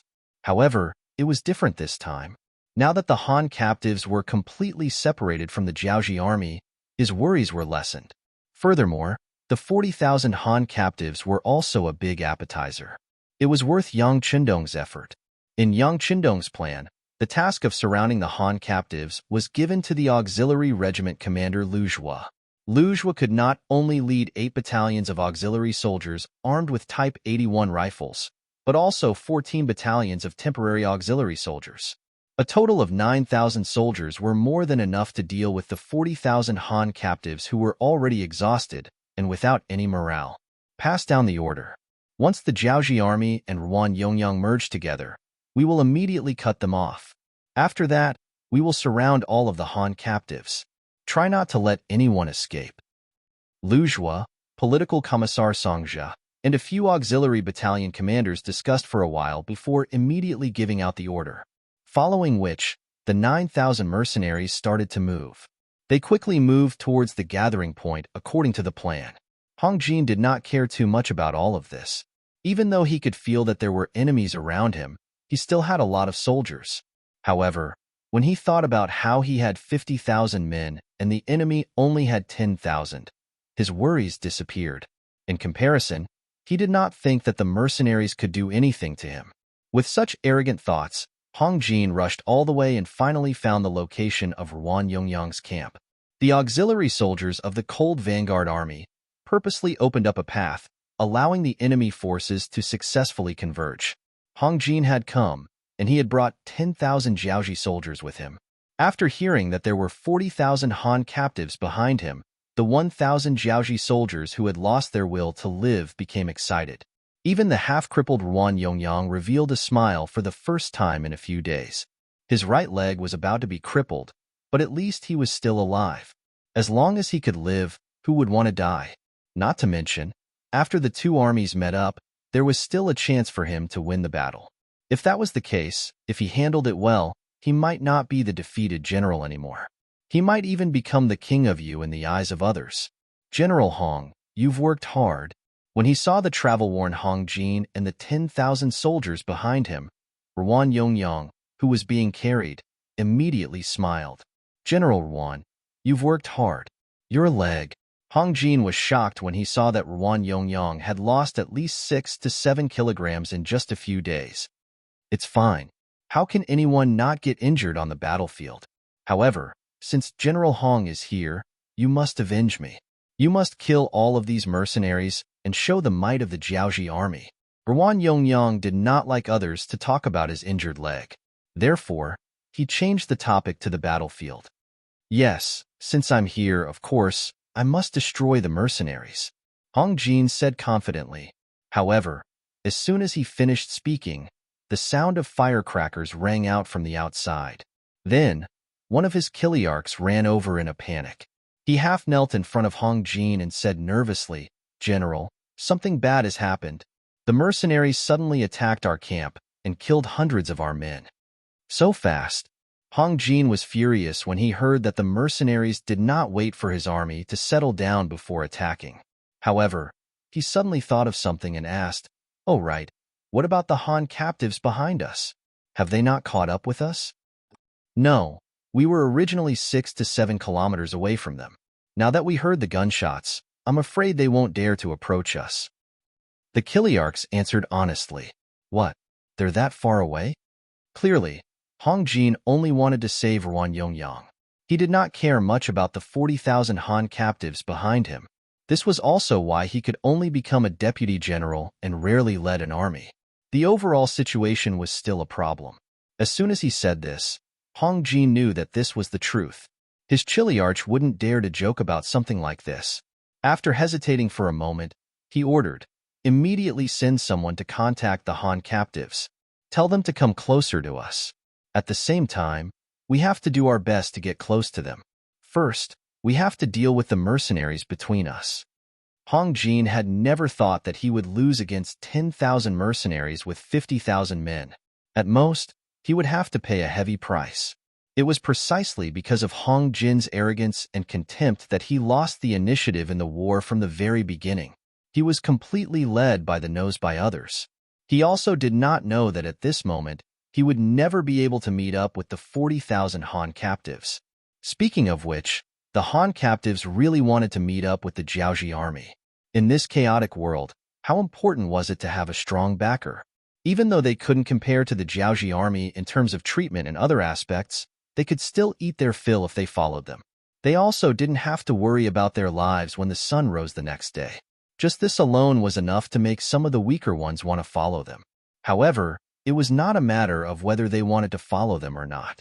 Instead, the Han captives could not charge through the forest that did not seem too dense, but it was deep and unfathomable. Everything had changed in an instant. Although they were a bit slow, the Han captives were closing the distance between them and the Jiaoji army. All of a sudden, the sound of firecrackers rang out from the front. Then, everything became a little chaotic. Chapter 470. Before the middle and rear of the army could figure out what was going on, the front had already sent back news that the road ahead had been blocked. Just a moment ago, at least 300 people had fallen to the ground without any warning, accompanied by the sound of gunfire. They were not unfamiliar with firearms, especially since Zhang Fu had led the Great Ming firearms squad to defeat the original Jiaoji army a few decades ago, changing this place into Jiaoji Prefecture. When they came, they had heard from their superiors that the enemy mercenaries also had firearms. It was one thing to know about it, but it was another thing to actually face it, especially when they heard that the gunshots were so dense and that more than 300 of their brothers had died. It was normal for the front line to panic for a moment. The main general, Hong Jin, had already left them. At this moment, only 4 captains of the Han captives remained. Compared to ordinary soldiers, they were taller and more muscular. It was precisely because of this that they were able to be promoted. Their names were Zhang Qingli, the 2 middle captains, Zhou Hong and Ma Yinghui, and the rear captains, Lu Hong. Other than Lu Hong, who was at the back, who did not immediately follow up, the other 3 captains gathered together nervously and began to discuss a plan. Ma Hui was the first to speak. "The situation is obvious. This is clearly the mercenaries trying to cut off our communication with General Hong and the others, and then they want to take us down one by one." Ma Hui's words had some insight. At least his analysis was correct. However, He did not expect that the mercenaries not only wanted to cut off their communication, but also wanted to kill or capture them. Another captain of the Middle Army, Zhou Hong, quickly expressed his opinion. That's not possible. Didn't the news say that they only have 10,000 people? They want to make an enemy out of 50,000 people with this little number of soldiers. Aren't they a little too arrogant? Zhou Hong was a little chubby, but he had a pair of small eyes. Humans were just like him. They liked to use their brains. It was no wonder that he would have such an analysis. I don't know if they are arrogant or not. Anyway, their muskets are very powerful. You don't know. At the beginning, it was like rain. A Chiliarch under my command wanted to prepare people to charge, but he was shot dead after shouting a few words.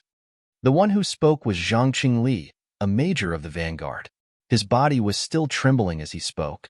He had seen everything clearly, which was why he was so nervous and afraid. When Zhou Hong heard Zhang Qingli's words, his eyes lit up. Brother Zhang, did you just say that the enemy's muskets rained down like rain? Yes, these are my true feelings, he said as if he was swearing an oath. Well, if this is true, then there should be a lot of mercenaries in front of us. They should have gathered their strength together to give off such a feeling. If that's the case, why don't we break through from another direction? The rainforest is so big. Even if they can guard it for a while, they won't be able to guard all the roads. Ming Hui immediately agreed, but he added, brothers, we're all too tired from rushing all the way here. Why don't we let everyone rest for a while and wait until dawn to attack again? This way, we'll be able to unleash our full strength. Yes, but we can't be too late. After all, if we don't appear in front of General Hong Jin, who knows what he will think and whether he will blame us? Zhou Hong nodded and agreed with this statement. If the army was too tired, they wouldn't be able to display their full strength. Under such circumstances, they would be at a disadvantage on the battlefield. Seeing that the two major commanders had reached a consensus, Zhang Qingli immediately said, since that's the case, I will tell our brothers to stop charging and take the time to rest. Also, send someone to inform Major Lu Hong to bring up the rear. With everyone gathered together, our strength will be greater. I agree. Zhou Hong and Ming Hui both nodded their heads and reached a consensus. They decided to take a good rest first and wait until dawn to launch their counterattack. The Han captives became obedient. This made the auxiliary soldiers and temporary auxiliary soldiers around them become dispirited. They wanted to perform meritorious deeds. This was especially true for some of the temporary auxiliary soldiers. After witnessing the power of the Type 81 assault rifle, especially the Type 95, their hearts were filled with the desire to perform meritorious deeds. Once they entered the auxiliary soldiers, or even better, the cold front, wouldn't they also have a firearm that could easily take someone's life from a few hundred meters away? When they thought about how they could kill an enemy with just a flick of their finger, they felt extremely excited. All right, you guys have a lot to fight. This time, we are targeting the entire Jiaoji. As for now, those who are sleeping, those who are on duty are on duty. The higher-ups have said that there will be a fierce battle tomorrow morning. Just when everyone was thinking about how to perform meritorious deeds, a new order was passed down. In the darkness of the night, it was passed down one by one to the 9,000 auxiliary and temporary soldiers. The auxiliary and temporary soldiers seemed to have reached some sort of agreement with the Han captives and became quiet. However, in front of them, 3 battalions of the Cold Vanguard and 4 battalions of auxiliary soldiers were pressing forward, closing in on the Jiaoji soldiers that they had surrounded. At this moment, the sky was completely dark. Even though there was moonlight and it wasn't to the extent where one couldn't see one's fingers, the visibility wasn't high either. In this kind of weather, other than siege battles that could be carried out with the help of torches, other battles couldn't be fought. This had become a tacit agreement that had been established for thousands of years. After all, the sky was so dark that anything could happen. If things went wrong, it would be normal for their own people to fight each other. Only an idiot would choose to launch an attack at night. However, this didn't include the Yang family army. Putting aside the fact that the auxiliary soldiers of the Cold Vanguard often had night battles as part of their training, did they treat their forest training as a game? The main purpose of their training was to learn how to engage in night battles in the rainforest to protect themselves and eliminate their opponents. Now, it was finally time to put it to good use. Every soldier carried 2 basic rounds of ammunition. Coupled with the night vision goggles on their heads, the night was no longer dark. Everything was presented in front of them. From the moment they launched their attack, they had been suppressing the Jiaoji soldiers and were still advancing. Gunshots rang out from all directions, and it was drizzling. In such an oppressive atmosphere, there were Jiaoji soldiers dying at every moment. Urgent battle reports were sent to Hongjin and Ruan From the start of the battle until now, 4 hours had passed. It was already the middle of the night, and the Jiaoji army that originally had over 10,000 soldiers had paid the price of 5,000 deaths. In just 4 hours, half of the army had perished. Moreover, in the early stages of the battle, the formation of the Jiaoji army was too scattered. The battle report showed that as the battle progressed and the Jiaoji army became more concentrated, the death toll increased even faster. Under the temporary wooden tent, General Hong Jin no longer had the calm and natural demeanor of a commander. Instead, his face was dark and his body was trembling in anger. He originally thought that saving Ruan Yinyang and eliminating the mercenaries would be a great achievement.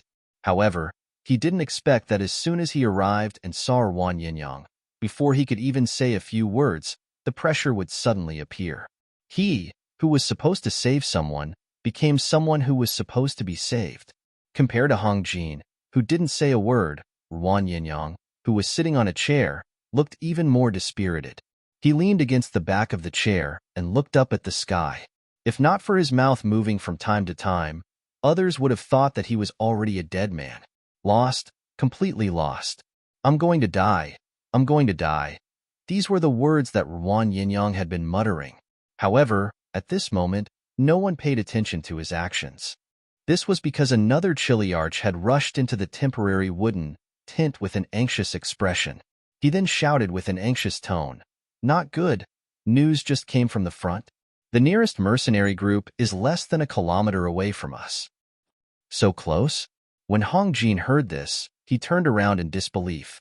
He rushed to the map under the coal lamp and looked at it. "Is there any news from the Han captives?"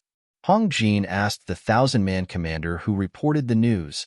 "Is there any news from the Han captives?" The 1,000-man commander nodded. "No, I sent people to contact them. However, they were always shot to death not long after they rushed out of the camp. I also found soldiers with good hearing. They told me that there were no gunshots coming from behind us. General Hong, is it possible that they have already surrendered to the mercenaries?" The Chiliarch asked nervously and carefully. Although he knew that it wasn't possible, why was there no movement from the other side when he was fighting so fiercely? Of course, he didn't know that gunshots usually traveled as far as 3 kilometers away. If the terrain, vegetation, season, specific time, air temperature and humidity, as well as nearby noise decibels and wind direction were taken into account, the gunshots would only be heard as far as 1 kilometer away. Unless one was very familiar with gunshots, one wouldn't pay too much attention to it even if one occasionally heard such a sound. The Chiliarch raised his doubts. Hong Jin simply waved his hand and said, "That's impossible. The Han captives have never come into contact with the mercenaries before. How could they surrender here?" Chapter 471. Hong Jin spoke with certainty, but only he knew that he did not have much confidence in his heart. After all, ever since the Han captives were established, they had been treated unfairly. Perhaps they would really surrender. However, in front of his subordinates, he could only continue to encourage them. Like this, pass down the order that we must hold on. As long as we can hold on until dawn, the 40,000 Han captives will definitely gather around us. At that time, we will be safe. Also, tell the soldiers that the bullets of the guns are limited. No matter how strong the mercenaries are, they cannot continue to shoot without limit. As long as they do not have guns, they can only choose to fight in close combat. That way, our chance will come. Yes, I will immediately pass on the general's words to the brothers. The Chiliarch's eyes lit up upon hearing this. He had already lost all confidence, but after hearing Hong Jin's words, he felt a lot better. He even had an idea of his own. "General, do you think we should launch a counterattack when we discover that the enemy's muskets are firing slowly? That way, we might be able to snatch some muskets back." Hearing the captain's suggestion, Hong Jin's eyes lit up. Very good. Go and tell the soldiers that when there is such an opportunity, they must take the initiative to attack. If anyone can snatch a gun back, they will be promoted by 1 rank and rewarded with 50 taels of silver. Seeing that his suggestion was accepted, the captain was very happy. He quickly nodded and went to pass on the order. However, he did not know that the scene he was waiting for would not come true. The guns that were developed in the Ming dynasty were flintlocks. They were the type that could only fire 1 shot after being loaded. Once it was fired a few times, the barrel, body, and especially the rifling would be easily damaged. It would need to rest for a while before firing again. However, the Type 95 guns used by the mercenaries did not have such concerns. Most of these guns were taken out by Yang Qindong from the warehouse. They were modern products. On average, each gun could fire 30,000 bullets without any problem. Even the Type 81 assault rifles made by Crimson City were made after the steel technology was matured. The quality was naturally not as good as the Type 81 assault rifles in the warehouse. However, it could fire 5,000 bullets without any problem. This was especially true for the type that was created later. Not to mention the accuracy. After testing, it was already guaranteed that it could hit 8,000 to 10,000 rounds. And this would continue to improve. After all, with the advanced books and samples from the warehouse, as long as he worked hard, he would be able to catch up. Based on this, it was impossible for the Chiliarch to wait for the mercenaries to run out of bullets or have problems with their guns before retaliating. But then again, it wasn't as if they didn't have a chance at all. For example, after a series of strong attacks that wiped out a large portion of the enemy's forces would gather together and they would be able to use the terrain to reflect arrows. Cold Vanguard and the auxiliary troops' attack speed would also slow down. Slowing down didn't mean that he wasn't attacking. Yang Qindong had already given the order that they had to take down the 10,000 Jiaoji soldiers by the night. This was related to whether they could successfully take over the 40,000 Han captives. Thus, the reason why they slowed down their attack speed was so that they could launch a better attack next time. Just like now, the dense gunfire suddenly stopped. This was because Cold Vanguard and the auxiliary troops were moving forward under the cover of the night. This was to ensure that they could get closer to the enemy. Then, the power of the grenades would be revealed. At that time, the enemy would be unable to make use of the terrain and would be razed to the ground. However, before this ferocious attack started, the Jiaoji soldiers had the misconception that the mercenaries' guns had run out of bullets or that there was a problem with the guns. Just like the Chiliarch's order, the Jiaoji soldiers thought that their opportunity had arrived. From the moment they were attacked in the dark, they had been passively attacked. They couldn't even see the enemy's shadow clearly. This made the prideful Jiaoji soldiers very vexed. Now that there was an opportunity to retaliate, everyone wanted to grab hold of it. Thus, the Jiaoji soldiers started to gather together. There were around 400 people on one side and 200 to 300 people on the other side. They were prepared to charge out and snatch the guns. This would allow them to be promoted by 1 rank and receive 50 taels of silver. With the material reward, everyone's actions were indeed much faster. When they were about to gather, the full force of the retaliation began. More than a dozen teams suddenly charged out from all directions. The smallest team had around 100 people while the largest team had around 400 people. This kind of planned large-scale counterattack not only highlighted the element of surprise, but more importantly, the soldiers were also spread out. They thought that even if they encountered a counterattack from the muskets, there would still be some fish that escaped the net. Once the fish rushed to the front of the mercenaries, the advantage would come to them. The sudden counterattack had indeed caught the mercenaries off guard. However, it was only in their eyes that they were surprised.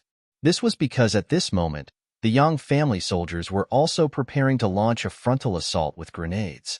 They were just worried that they couldn't locate the enemy's main force.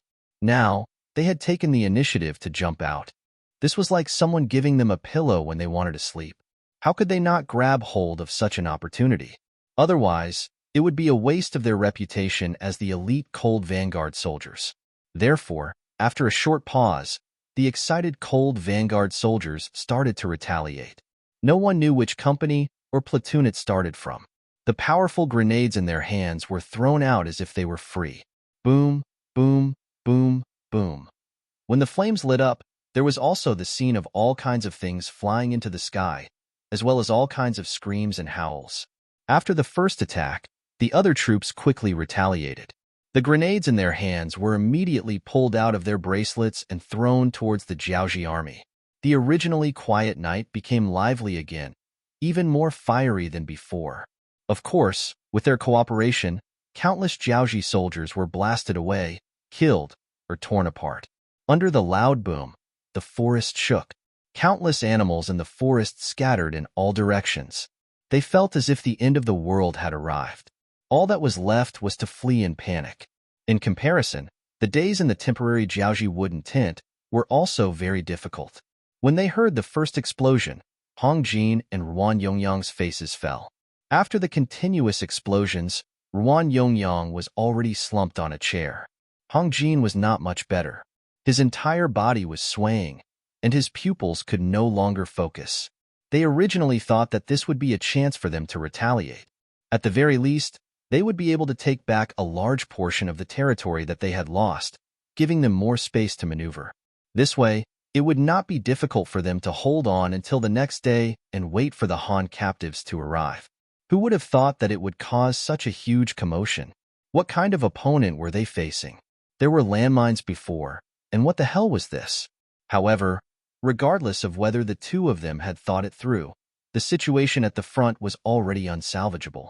If they continued to defend, although they would still fail in the end, they could at least hold on for a little longer.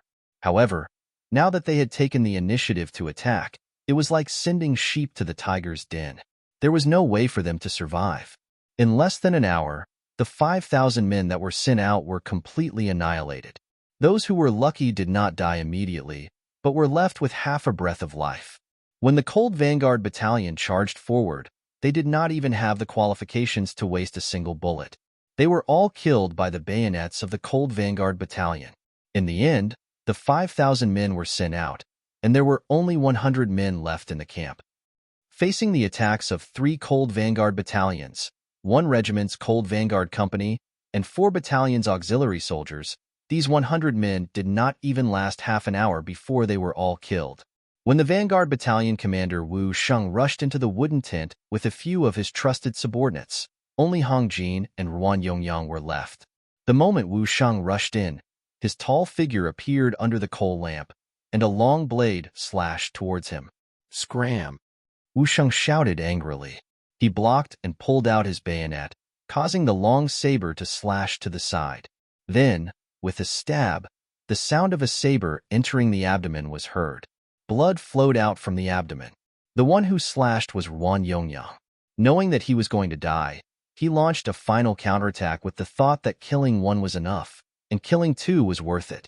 However, his right leg was not very nimble, and he could only slash with all his strength. His body did not move, and the momentum of the blade did not change.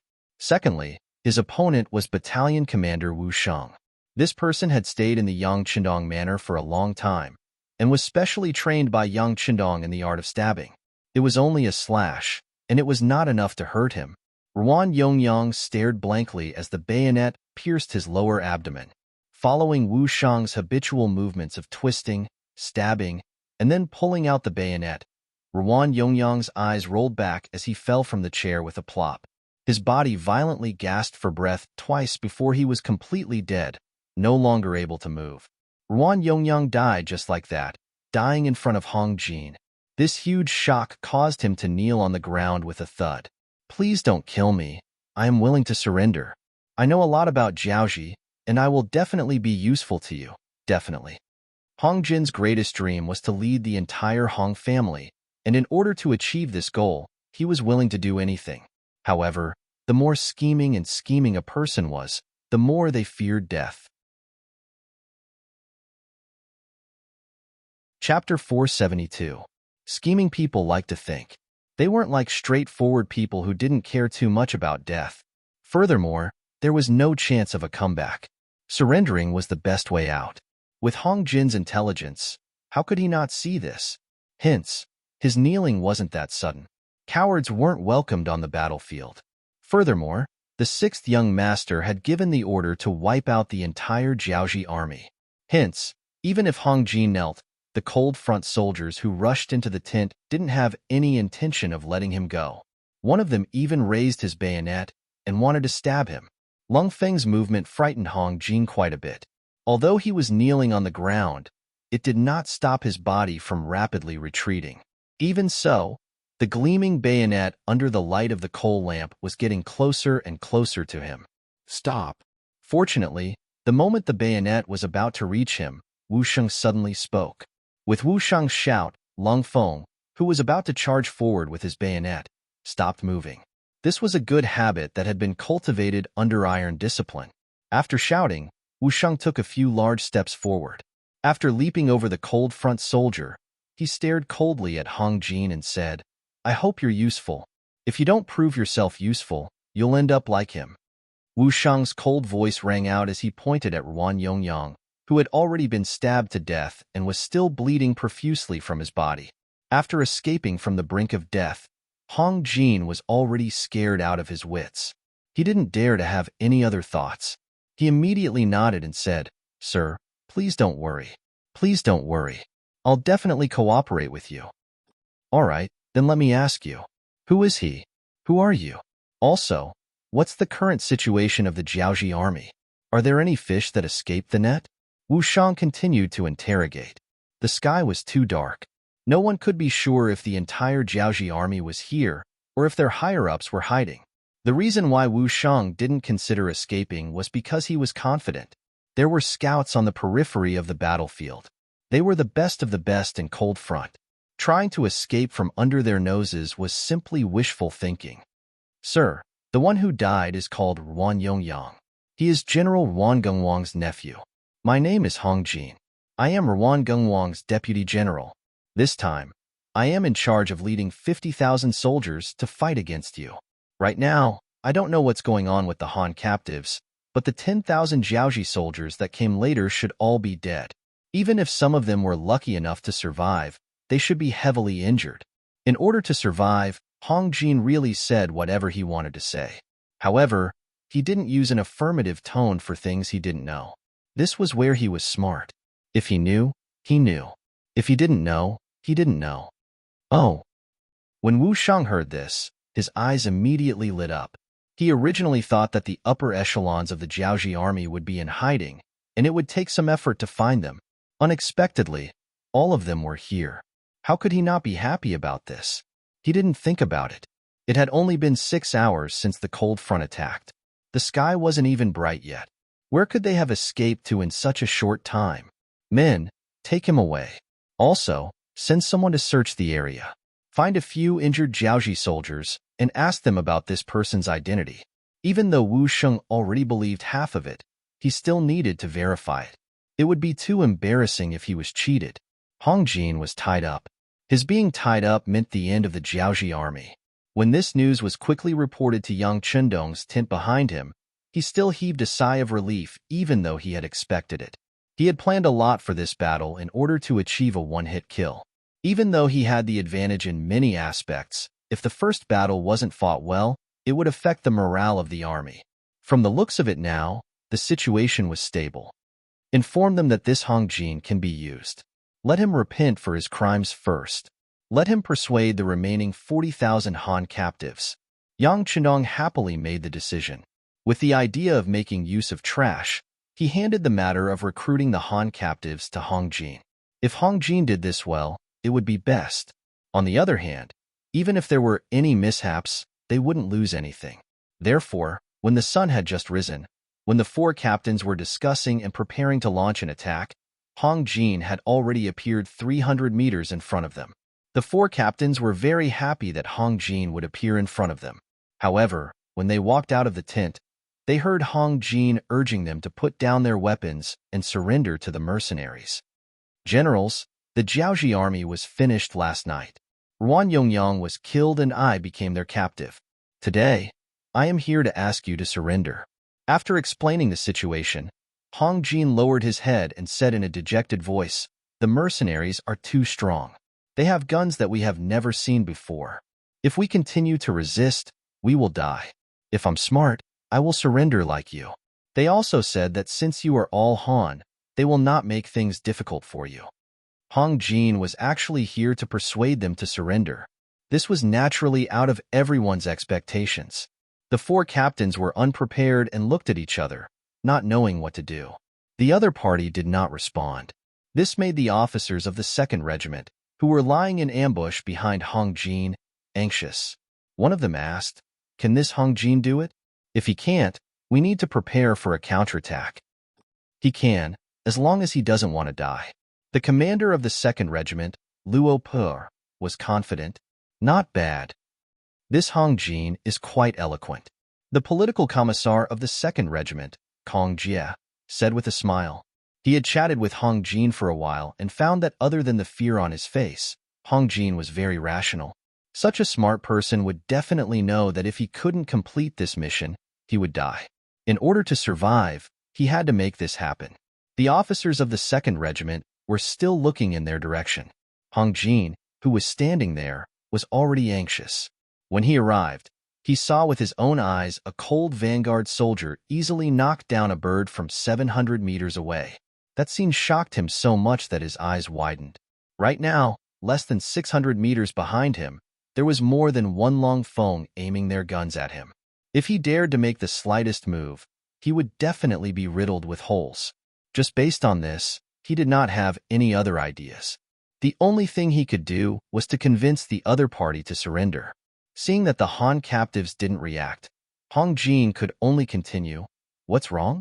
Aren't you all Han Chinese? Are you not honest people? Do you really want to be enslaved by us Jiaoji people? Do you really want to be treated unfairly? If you don't want to, then surrender. This way, not only will you not die, you will also be able to live a life of dignity. Isn't this what you want? What are you waiting for?" You have already seen the power of the powerful firearms in the mercenaries' hands. I don't mind telling you that this is not their full strength. They also have something called a hand grenade that can be thrown dozens of meters away. Once it lands, it will cause a terrifying explosion. With this, over 10,000 of our Jiaoji elites were wiped out in just 6 hours. Tell me, what do you have to fight with them? You can even do something like surrendering to us Jiaoji. Is there anything wrong with surrendering to the Ming army and the Han?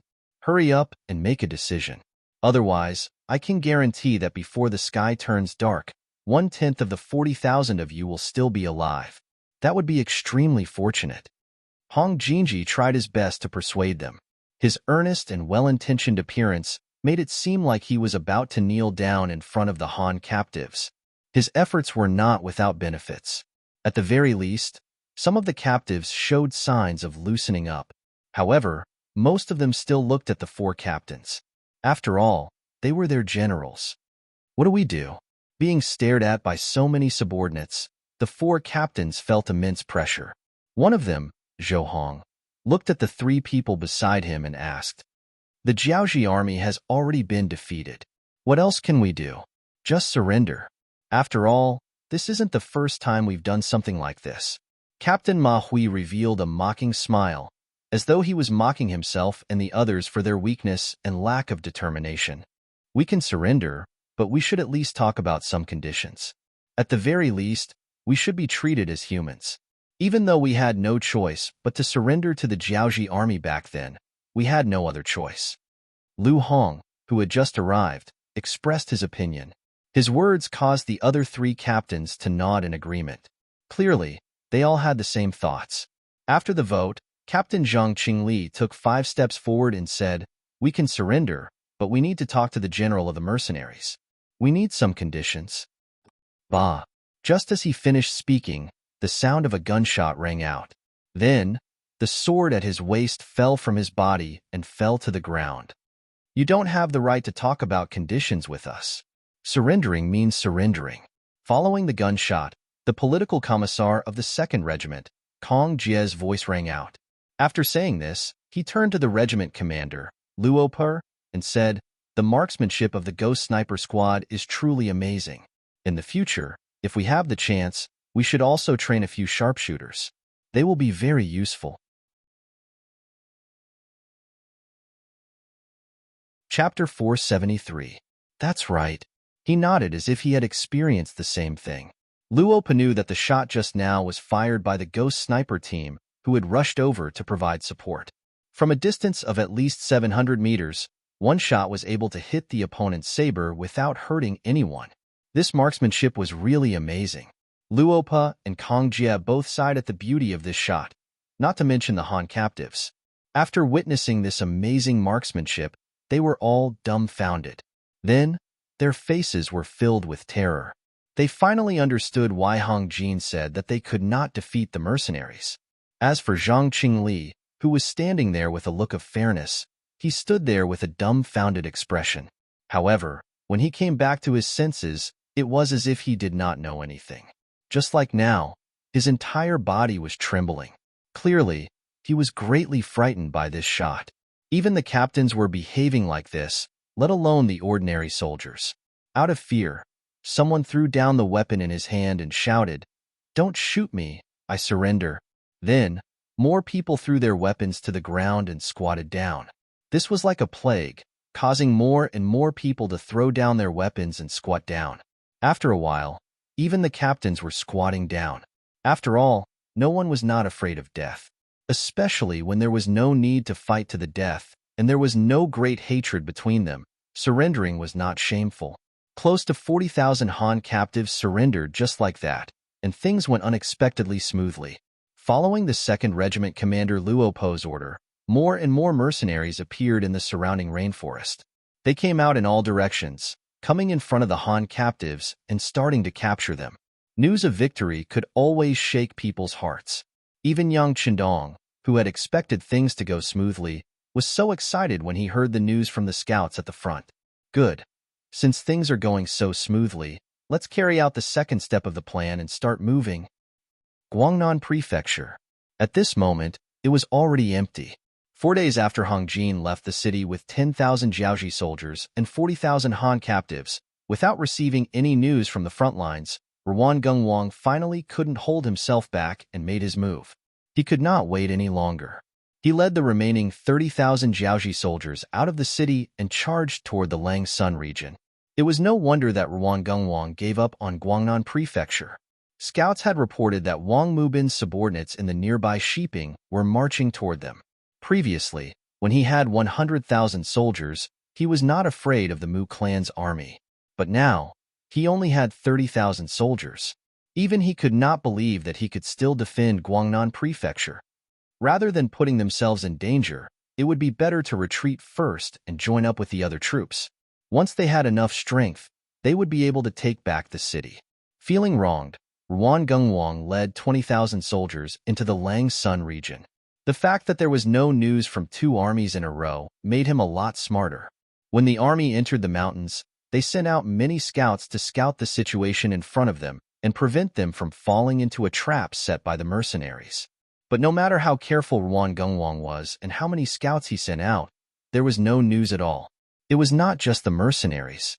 Even the 70,000 men he sent out did not receive any news. It was as if they had all disappeared into thin air. The mercenaries only had 10,000 men. It was possible for them to disappear into the vast rainforest. But what about his 70,000 men? Where did they go? They couldn't have all been killed, right? It had been less than 10 days since the beginning.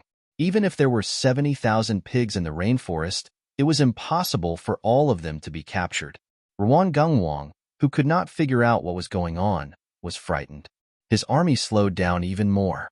He sent out more and more scouts. Many of them were elites who were very familiar with the rainforest. He did not believe that they could not find any clues. The people who knew the rainforest the best were the Jiaoji people who had lived here since young. With their rich experience and common sense, they did find some useful clues. However, they paid a heavy price for it. For example, every time they were about to find a clue, the scouts they sent out would step on a landmine and be sent to the afterlife. This wasn't the first time such a thing had happened. In fact, it would happen dozens or even hundreds of times in a single day. As a result, every single scout had to be extremely careful when they took a step forward, fearing that they would step on a landmine that could send them to the afterlife. Just like that, they finally found a huge mound of dirt on the 7th day after entering the mountains. Ruan Gengwang rushed there and ordered people to dig up the fresh-looking mound of dirt. What they saw were countless corpses.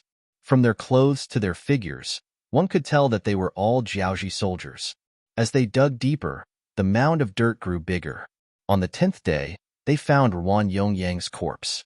Although it was badly decomposed, Ruan Gengwang still recognized his nephew. He was furious and swore that he would kill the mercenaries to avenge his nephew. Under the loud roar, the scouts found a new clue. They found some traces, which should be left behind by the army during their march. Although they tried to cover it up, they were still seen through by the experienced scouts. Looking at the direction of the army, they were heading straight for the capital of Jiaoji, Hanoi. "Are you sure that the army is heading towards Hanoi?" Ruan Gengwang asked with cold sweat on his forehead. He suppressed his sadness when he heard the scouts report. "Yes, we are sure that they are heading towards Hanoi," the new scout captain said confidently. They really have guts." When Ruan Gengwang said these words, there was some admiration in his voice. However, he quickly reacted and said, "Immediately send the most elite people to inform Hanoi of what happened here. At the same time, inform His Majesty and ask them to prepare to face the enemy. My troops will follow behind and attack from both sides. We will completely kill them in our Jiaoji territory." Ruan Gengwang gritted his teeth as he spoke. It was obvious that his nephew's death was a huge blow to him. The scout captain agreed and went to make the arrangements. More than 10 elite scouts immediately rushed towards Hanoi. They wanted to inform the king of the general's intentions as soon as possible so that the country could be better prepared. Xianan Village. This Xianan County of Vietnam's Quang Ninh province was just a village near the sea. The entire village only had about 400 people. With such a population, it was already considered a large village. At this moment, the village was bustling with noise and was very busy. The original natives had all become captives and were being transported to the ships. Along with them were 40,000 Han captives. Needless to say, the ones who could do this were the mercenaries. In fact, their leader Yang Chendong was currently drinking tea in a pavilion by the shore. Beside him were Commander Lu Pur, Political Commissar Kong Jie, and the rest. Sitting opposite him was indeed the commander of the 2nd Marine Regiment, Nye Tong. They came from the nearby Yongshire Island. Because Commander Gao Xiong had other missions at sea, Nye Tong had the chance to complete the mission of receiving people and delivering equipment. Naturally, they were referring to the 40,000 Han captives. The more developed Crimson City was, the more insufficient the population was. Many of the newly built factories were operated by one person, or even 3 or 4 people. With the addition of these 40,000 people, the pressure could be alleviated. As for delivering equipment, it was naturally weapons and ammunition. War could not do without such things, especially when the mercenaries were alone. After a battle, who knew how much ammunition and grenades they would use? If they could not replenish them in time, it would be very dangerous. Yang Chendong had long considered this problem and came up with the idea of delivering equipment by the seaside. The equipment was delivered early, and the people were pulled onto the ship. Everything was done in an orderly manner. Only then did Nye Tong have time to sit in front of Yang Chendong. Nye Tong was also one of the earliest people to join Lung Feng. He had followed Gao Xiong to Jianing Mansion to take advantage of the Yang family. After being subdued, he was dead set on following the 6th young master. Furthermore, through his outstanding performance, he became the commander of the 2nd Marine Regiment, a high-ranking officer of the Navy. It seemed that 4 years had passed. Although time had passed, Nye Tong's respect for Yang Chendong had not decreased. On the contrary, it had increased. In particular, Reskin City was getting bigger and bigger. It would not be long before Ryukyu Island became the base of the 6th young master. At this moment, Nye Tong's heart was filled with respect. "Nye Tong, this time you transported so much military equipment. Reskin City wouldn't have been emptied out, right?" Yang Chendong saw that because they had not been in contact with each other for a long time, Nye Tong was somewhat restrained, so he deliberately reduced this feeling of unfamiliarity through chatting. Being called by Yang Chendong, Nye Tong suddenly stood up from his chair. His action made the 2nd Marine Regiment Commander Luo Pur and Political Commissar Kong Jia also quickly stand up. Before, it was Yang Chendong who ordered them to sit, so they had no choice but to sit, but they also felt like they were sitting on pins and needles. Since Nye Tong stood up first, Of course, they would not continue to sit down. Hey, you guys should sit down. Seeing the three people all stand up, Yang Chendong smiled and pointed to the chair. Sixth young master, let's stand. It's more comfortable this way. Luopa showed a somewhat dumbfounded expression, half pleading. Chapter 474. That's right, that's right. Tong Jie and Nye Tong agreed. Seeing that the three of them were of the same mind, Yang Chendong could not force them to do anything. He simply stood up and walked out of the awning. As he looked at the scene of the Han captives being sent to the ships, he said, Nye Tong, you still haven't answered my question. Replying to the sixth young master's question, these military resources will not affect the overall layout of Crimson City. We already knew that the army would expand, so the military factory has already been expanded twice. With the foundation we laid previously, there are many skilled craftsmen. In addition, through our own products, we are constantly exchanging steel and other materials from other countries and regions. Under the circumstances where we have enough raw materials, the production speed of firearms and ammunition has already doubled. For the time being, it is enough. Hearing Nye Tong speak about the situation of Crimson City, Yang Chendong was filled with emotions. Very good, but we need to have a sense of danger. We need to use our brains and take the initiative. Don't wait until we need to do something. This kind of passive waiting is not good. How about this? When you return, you must represent this young master to pay respect to those craftsmen working on the front lines. Also, tell Yu Qian to reward those who should be rewarded. Don't be stingy, and don't use the methods he used in Great Ming. If you can't give up the child, you can't trap the wolf. You need to look at the big picture and set your sights further. Yes, this subordinate will remember. Nye Tong nodded his head continuously. Since this was the sixth young master's intention, he naturally had to carry it out. He believed that even Yu Qian, who was in charge of Crimson City's administration, would not oppose this. Speaking of Yu Qian, when he first came to Crimson City, he had a very strong resistance. If not for the safety of his family, he would have thrown himself into the sea to commit suicide. But when he really had nothing to do and started to come into contact with this new city, the more he understood, the more attractive it became. After knowing that this was a government that worked for the welfare of the Han people, and after being enlightened by his family and friends, especially when he saw more and more people smiling brightly, he was finally tempted. Upon learning that Yu Qian intended to contribute, Yang Chendong, who was still in the Yang clan in the north, gave the order to hand over the administrative authority of Crimson City to Yu Qian so that he could take a look.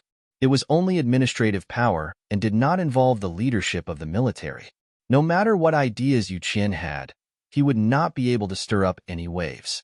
In addition, Yang Chendong had personally given the order, so Yu Qian was appointed as the first city lord of Crimson City.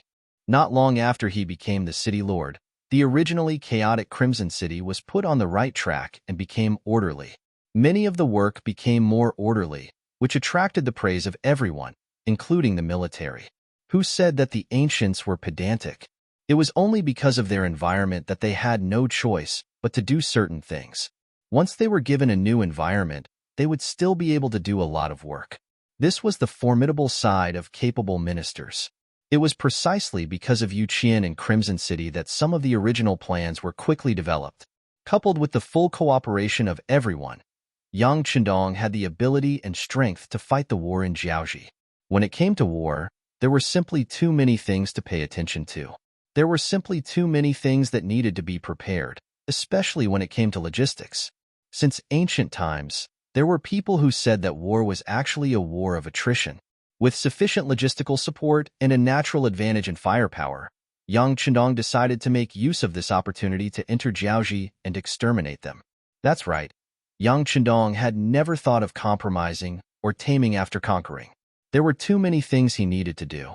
It was just a small Jiaoji, and it wasn't worth his time. Back to the topic, Nye Tong saw that Yang Chendong seemed to be in a good mood. He thought for a while and made up his mind. Sixth young master, do you think that our navy can help in the war against Jiaoji? If it's really not possible, can we take down the Shang dynasty on Ryukyu Island? Actually, Nye Tong wanted to ask when they would attack Japan. But after thinking about it, with the current strength of Crimson City, even if they took down Japan, they would not have enough people to occupy it. Since that was the case, it was better to put it aside for now. There's no rush. The matter of the Shang dynasty can wait. Right now, we should focus on building the foundation. Without enough people, it would be a waste to take it down now. As for the matter of fighting Jiaoji, your navy can help. How about this? After sending the people back to Crimson City, you can return and attack Jewel Island first. Then, you can take down Haifeng Town. In the future, it will be more convenient for us to lead the army.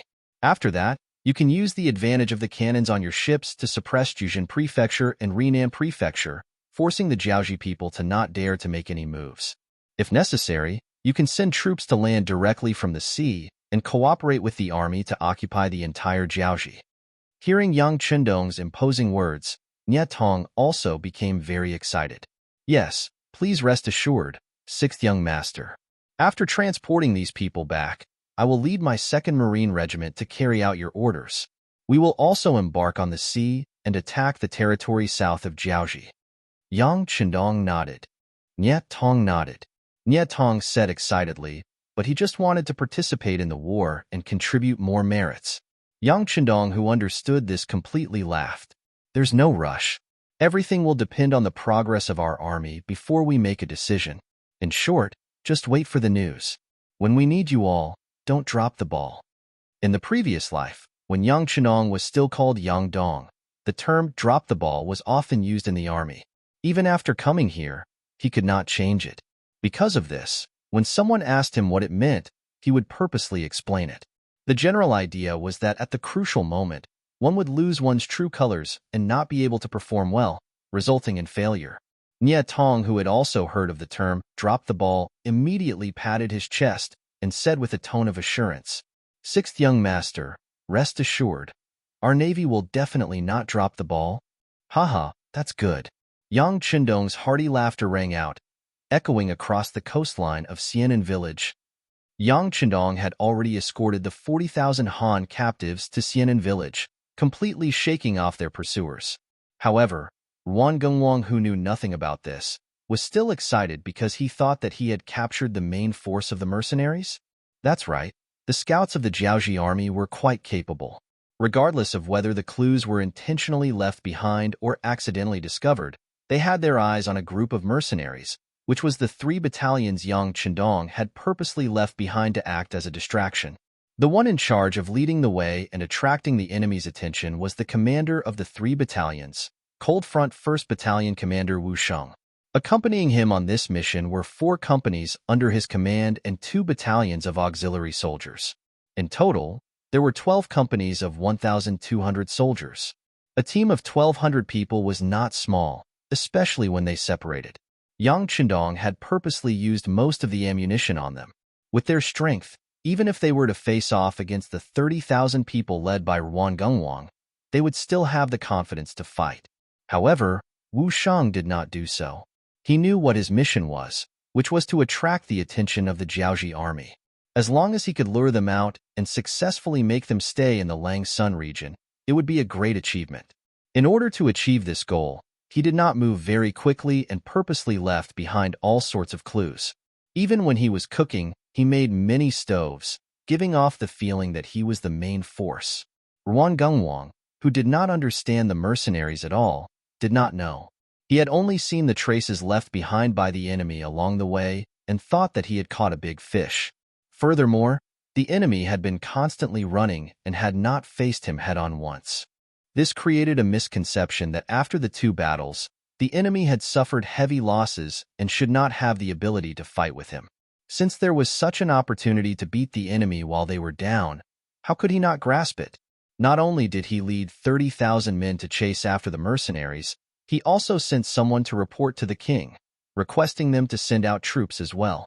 He wanted to eliminate the mercenaries who dared to intrude into the Langsun region. When the news reached the ears of King Li, he was naturally shocked. When the great Ming dynasty was on the verge of falling apart, there was actually someone who dared to have designs on him. This was truly out of his expectations. Since there was someone who did not know life from death, he did not mind fulfilling their wishes. In fact, in order to show off his strength, he even sent out his general, Chun Heijin. The Chun family was the second largest family in Jiaoji. Chen Heijin was also one of the top figures in the Chen family. However, after he became famous, he completely sided with the Li family. This caused him to be known as Chen Heizi due to his ruthlessness. This time, when he found out that there were enemies who dared to enter the Lang Sun region, and with the king's orders, how could he be courteous? He immediately led his 30,000 elite troops, known as the Black Soldiers, to the north of Hanoi. Not only did he want to stop the mercenaries from entering Jiaoji, he also wanted to use this opportunity to wipe them all out. With just 3 battalions of soldiers, Wu Sheng was able to mobilize 60,000 soldiers. In addition to the 20,000 Jiaoji soldiers who had died in battle, it was equivalent to holding back 80,000 soldiers. For Jiaoji, which only had around 300,000 soldiers, this was enough to lure the tiger away from the mountain. Since the tiger had been lured out, it was time to enter the tiger's den. After resting in Xianan village for 2 days and sending the 40,000 soldiers away, Yang Qindong brought his 20 battalions and 5 companies of soldiers to Chui City. Chapter 475. In order to avoid being discovered by others, especially when he knew that Jiaoji also had ships that were relatively small in comparison, he did not bring his army along the coastline. He even gave up on Hongji City and Haifeng City, which were easier to traverse, and went straight through the rainforest. Thanks to the specialized training they had received beforehand and the fact that the soldiers were fully equipped, they were not afraid of the poisonous insects in the forest. Although the journey was a little tiring, there were no accidents. In just 3 days, they arrived at the forest 10 miles outside of Chui City. The scouts had already been sent out. All that was left was to wait for news. Yang Qindong ordered the army to rest on the spot.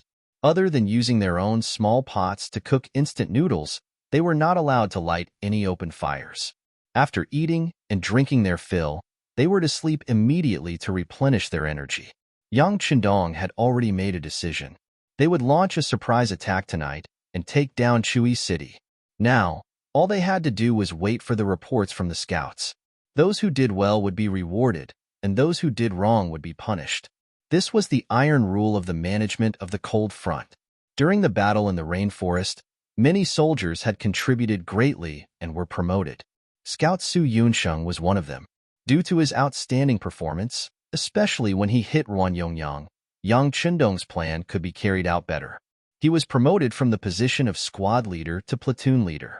Don't underestimate this promotion, and don't underestimate the fact that it was just a platoon commander position. Once Su Yunsheng entered the Cold Vanguard, he could easily be promoted to a company commander. On the other hand, if he entered the auxiliary troops, he could easily become a battalion commander. This was what it meant to be 1 rank higher. For example, if the soldiers in charge of protecting Yang Qindong in the 1st and 2nd Guards wanted to leave the company, they would at least be promoted to platoon leader. Once they displayed sufficient management skills, it was not impossible for them to be promoted to company commander or even battalion commander. Su Yunsheng, who was promoted, was full of enthusiasm. This time, he took the lead in infiltrating Chui City to investigate. Under his skillful command and the excellent performance of the scouts, the situation in the city was quickly dug out. They even dared to kidnap a lone centurion. Since they knew that everything was going well, they might launch a night attack on Chui City tonight. They just wanted to capture an insignificant centurion and make him disappear for a few hours. There shouldn't be any problems. It was from this captured centurion that they found out more about Chui City. They even drew a detailed map of the Jiaoji army's military strength distribution and sent it back to the scouts. Looking at the freshly drawn military topographic map in his hand, Yang Qindong couldn't help but be overjoyed. He exclaimed, "Good." There was a saying called, "God bestows rice." It referred to certain people who were born to eat a bowl of rice in a certain industry. Su Yunsheng, for example, gave Yang Qindong the feeling that he was born to be a scout. Of course, this was not all due to the scouts. If the people from the Security Bureau had not infiltrated Chui City in advance and lived here for a period of time, they would not even have a safe place to stay in the city. How would they be able to carry out their work so smoothly? Yang Qindong's face was full of joy and even a little excited. When Hong Jin saw this, he felt a myriad of emotions. Hong Jin was a captive general. although he really wanted to die a heroic death like Ruan Yongyang. When he thought of the responsibility he bore and the fact that the Hong family had the upper hand at the last moment, he survived without any dignity. For a surrendered general like this, if it were any other opponent, they would first ask you some questions. Once they obtained what they wanted to know, you would be like a piece of bone without any flesh. That was the result of being abandoned. If the result was better, you might be able to barely survive. However, you could forget about your dignity. If the result was worse, it was normal to be killed after using up all your dignity. After all, you surrendered and were allowed to live for a few more days, which was considered to be doing you a favor. However, when it came to Hong Jin, it was completely different. Not only had he not been abandoned, he'd instead obtained a certain level of respect.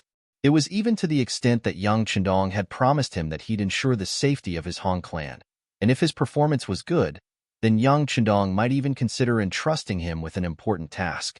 Being able to keep the family safe, although it was not wealth, already made Hong Jin very excited.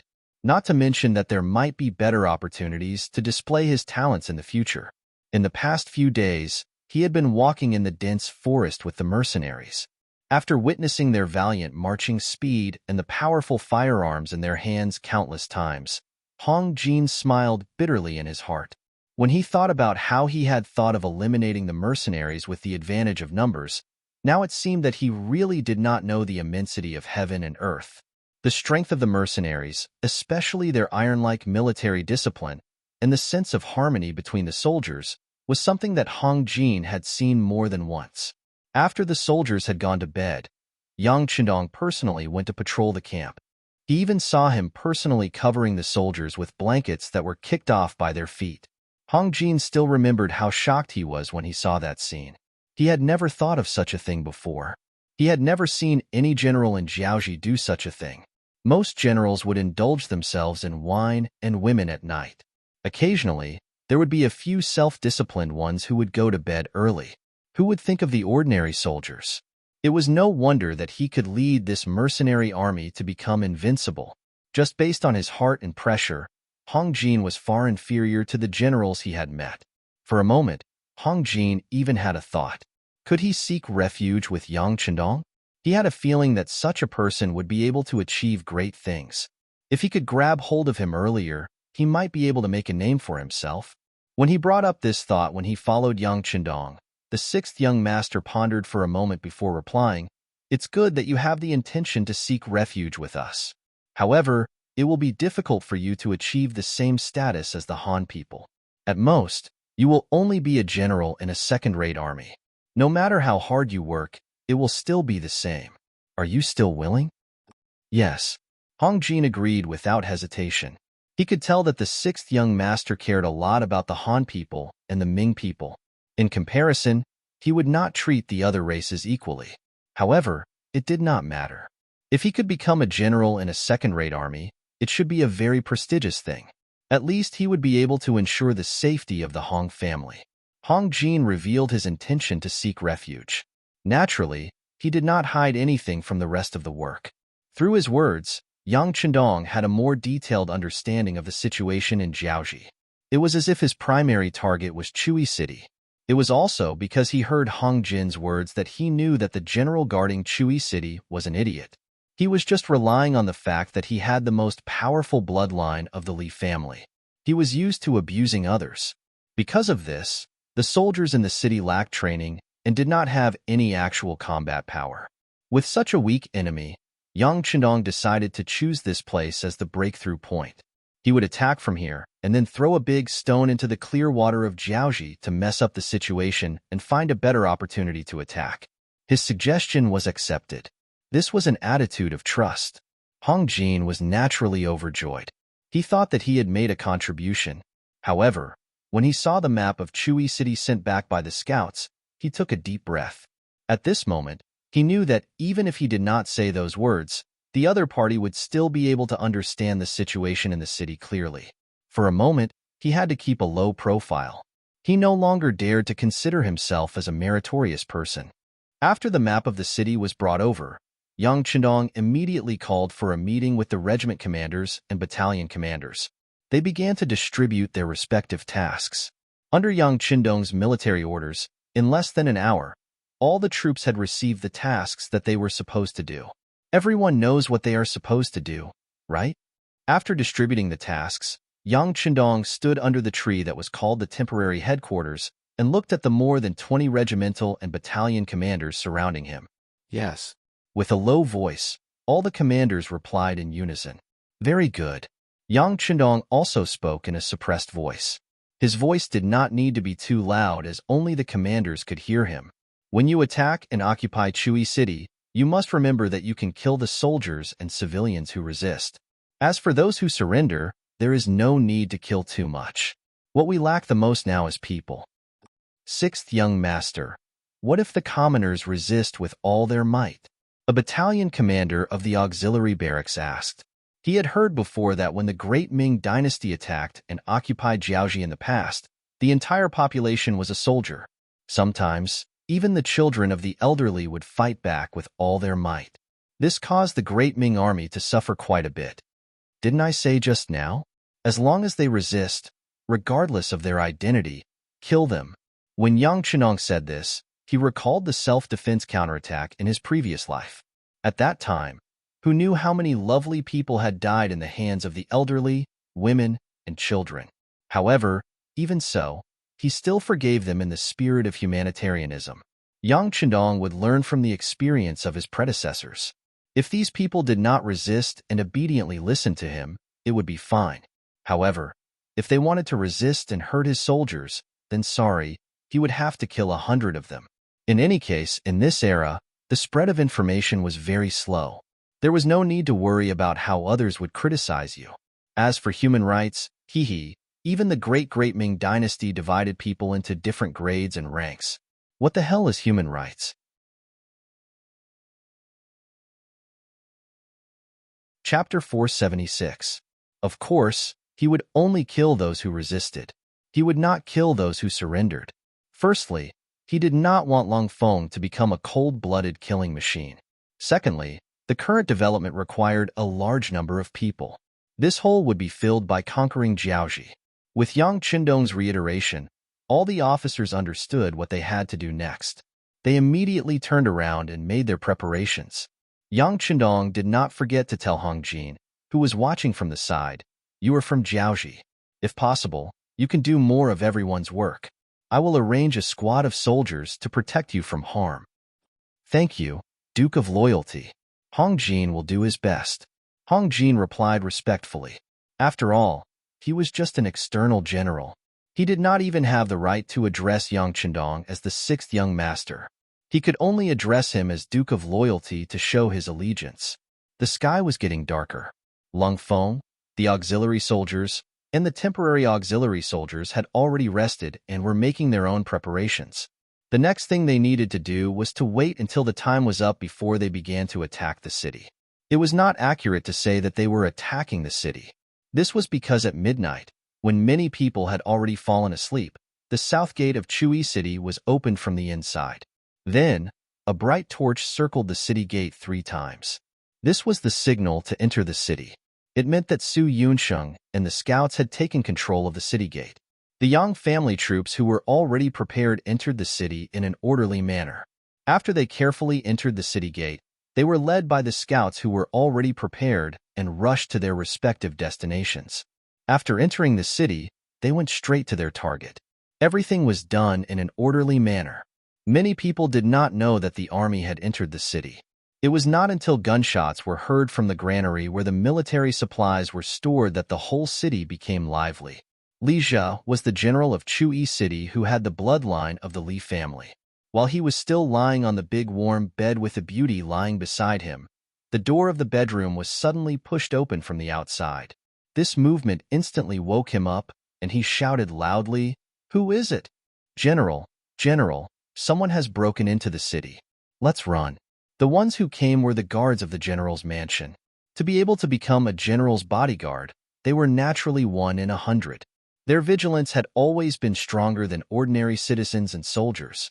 When the city suddenly became chaotic, they felt that something was wrong. When they came out of the residence and came to the street, they vaguely saw an army approaching. They knew that it must be the enemy. After all, it was impossible for friendly forces to enter the city in the middle of the night without even saying hello. It was precisely because they knew that it might be the enemy that they rushed into the general's bedroom and shouted without regard for their status. Enemy? Where did the enemy come from? Li Jia, who was still not fully awake, asked in confusion. But just as he finished speaking, before the guards could even open their mouths to explain, a very crisp gunshot suddenly rang out from the courtyard. The moment the gunshot rang out, the few people in the bedroom instantly felt their hair stand on end. They did not expect the enemy to break into the residence so quickly. Li Jia, who was startled by the gunshot, was stunned for a moment. He did not ask any more questions and hurriedly put on the clothes he threw on the side of the bed. As he was putting on his clothes, he shouted, "What are you all standing there for? Hurry up and gather your men. Open up a bloody path for the general." Li Jia was still shouting when the sounds of killing and gunshots outside were getting closer and closer. Just as he finished putting on his clothes and did not forget to hang his sword on his body, the guards outside the house started wailing one after another. As the only general's residence in the city, it was naturally the focus of attention. The ones carrying out this mission were Chen Bo's troops from the 2nd Battalion of the 2nd Regiment of the Cold Vanguard. First, they completely surrounded the place. Then, they broke down the door and entered the mansion.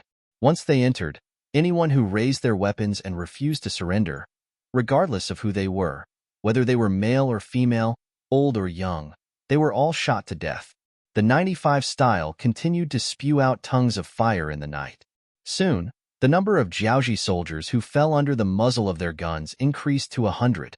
Under the waves of gunshots, the people finally became obedient. They knew that the people who came were not joking with them. Some of the more courageous ones who were afraid of death threw their weapons to the ground and squatted on the ground obediently, becoming captives. After a series of gunshots outside the door, a few tall figures rushed into the bedroom and saw General Li Jia trembling all over. Li Jia was only promoted because of his family's connections. He had never fought a proper battle before.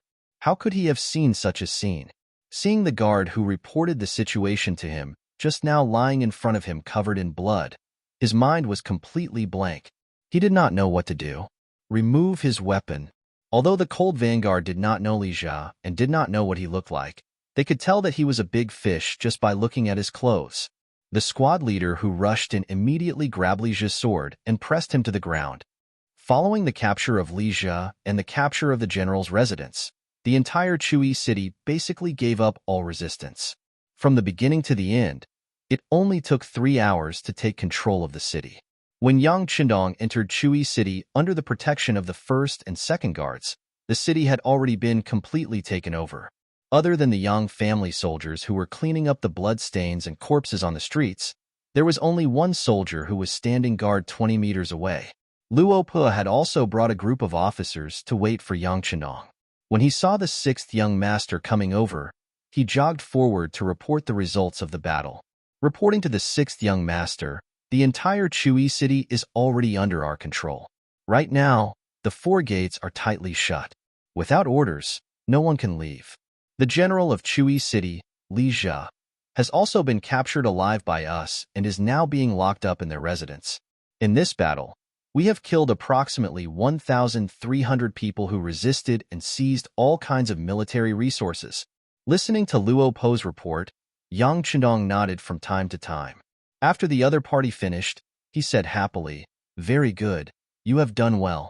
Your military achievements will be recorded, and you will be rewarded according to your contributions. By the way, how are our casualties?"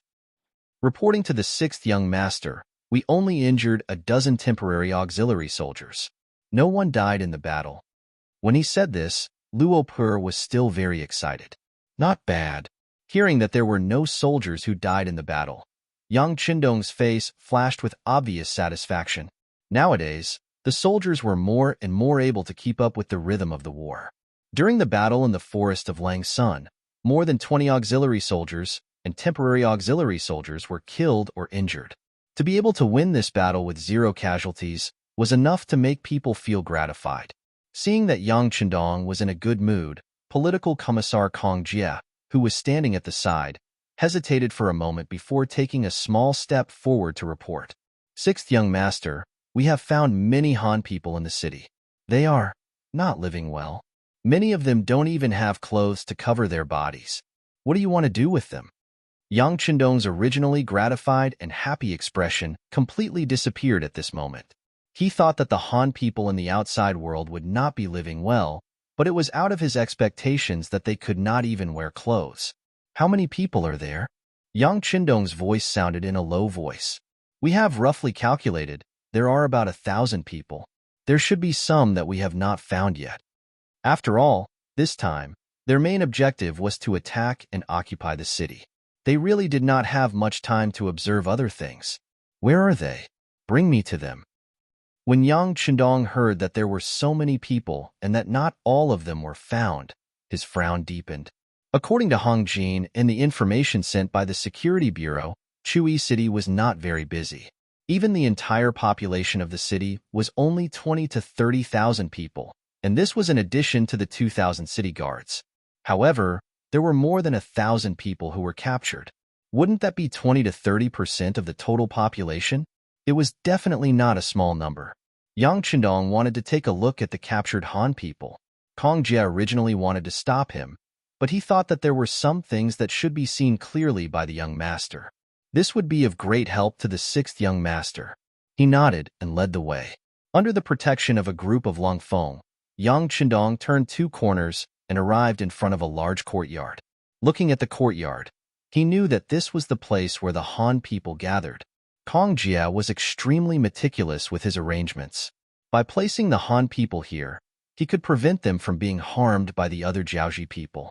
When they arrived at the entrance of the courtyard, Political Commissar Kong Jie's footsteps were obviously heavy. He turned back and looked at Yang Chendong and said, "Sixth young master, you have to be mentally prepared. Go in. I am ready."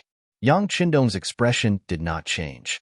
In his previous life, he had completed a mission in the war-torn lands of Africa. What kind of people had he not seen before?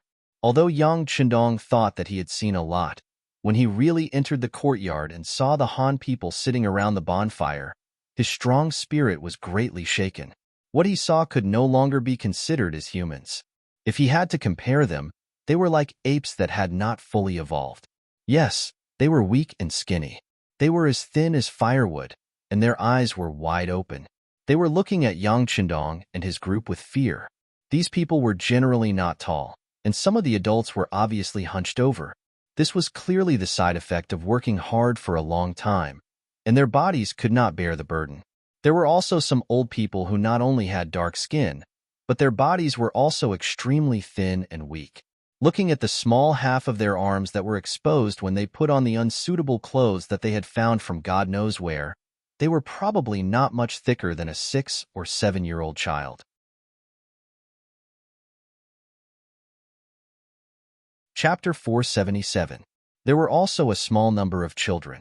They were extremely thin and weak. At a glance, one could tell that they were malnourished and their body proportions were severely out of balance.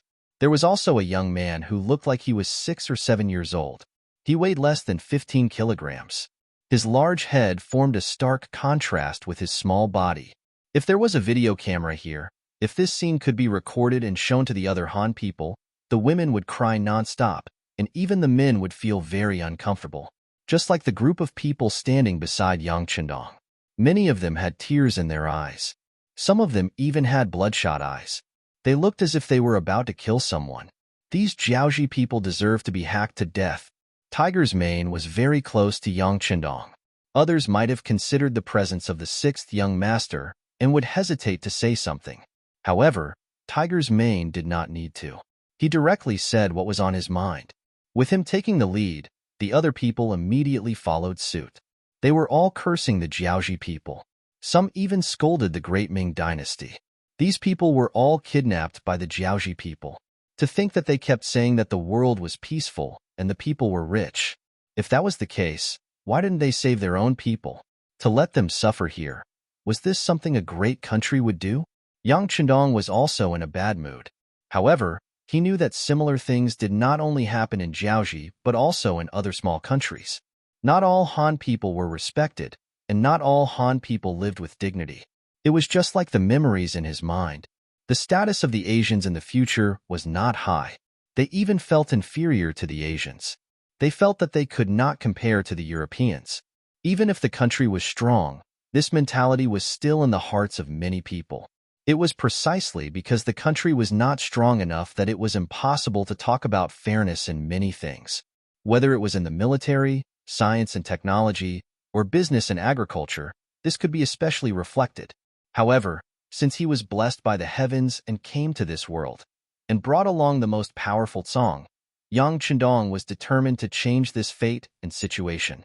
What he wanted was that no matter where he went in the future, as long as he said that he was a Han, people would look up to him. As long as he said that he was a Han, people would not have any thoughts of bullying him. On the contrary, they should be the ones feeling inferior. For this goal, Yang Chendong was willing to fight for the rest of his life, even if it was destined to be a long process. Give them enough food and clothing, then invite them to the largest square in the city tomorrow morning. Yang Chendong gritted his teeth as he finished speaking. Then, he turned around and left. Clearly, he was unwilling to stay in such an environment for even a moment longer. It wasn't that he despised these poor Han people, but he was afraid that he wouldn't be able to stop himself from slaughtering all the Jiaoji people in the city. Behind him was a group of Long Feng's higher-ups and guards. Compared to when they first arrived, their expressions were solemn and even frighteningly cold. A ruthless aura was naturally emitted from their bodies. Even after they left the courtyard and arrived at the main street, the auxiliary soldiers and temporary soldiers in charge of guarding the place could still clearly feel a monstrous killing intent. In the past, some of the officers of Long Feng felt that it was inhumane for the sixth young master to want to exterminate Jiaoji. After all, the influence of the doctrine of the golden mean over the years wasn't ineffective. They were particular about harmony and wealth, about not leaving a line for others so that they could meet again. They were particular about being merciful and forgiving, and about winning people over with virtue. However, when they saw the scene of the Han people living in the city, their thoughts changed and were shaken. Since others didn't treat the Han people as humans, then don't blame the Han people for not treating you as humans. You brought this upon yourselves. Since you committed this sin, then you have to pay for it yourself. And such thoughts were constantly accumulating. Slowly, it would form a huge doubt that would eventually explode. The next morning, the meeting at the largest plaza in Chui City was the trigger point that Yang Chendong prepared for everyone. It wasn't enough for him to prosper the Han people alone. He needed the support and approval of more people. Although he could use his authority to force Long Feng to do so, there was still a hint of coercion in the end. It wasn't something that everyone was willing to do. This would make it hard for things to be handled and carried out at a lower level. Yang Chendong hoped that he wasn't the only one who saw this point. Others would also see this point and willingly submit to him. That way, he would be able to achieve twice the result with half the effort. Under Yang Chendong's orders, all the civilians and captured soldiers in Chui City were rushed to the plaza the next day. When they arrived, a temporary wooden platform had already been set up. In the center of the plaza, there were a few huge wooden pillars with people tied up. Any civilian who had lived in this city before could recognize that the person tied up in the middle of the wooden pillars was General Chui Lizhi. As a member of the Li family, Lizhi had been tyrannical ever since he came to Chui City. Not only would he bully the Han people, he would also oppress the Jiaoji civilians as much as possible. This caused his reputation to be very bad. However, who asked him to be a member of the Li family? Most people were angry but didn't dare to say anything. So when they saw him tied up there, many people, including many Jiaoji civilians, were very happy. This was what they meant by, those who commit too much injustice will bring about their own destruction. If one day you separated yourself from the people and always put yourself on a pedestal, then the day you fall would not be far away. The person tied up in the middle was Lizhi. On his two sides were his loyal subordinates and some black-hearted merchants in the city.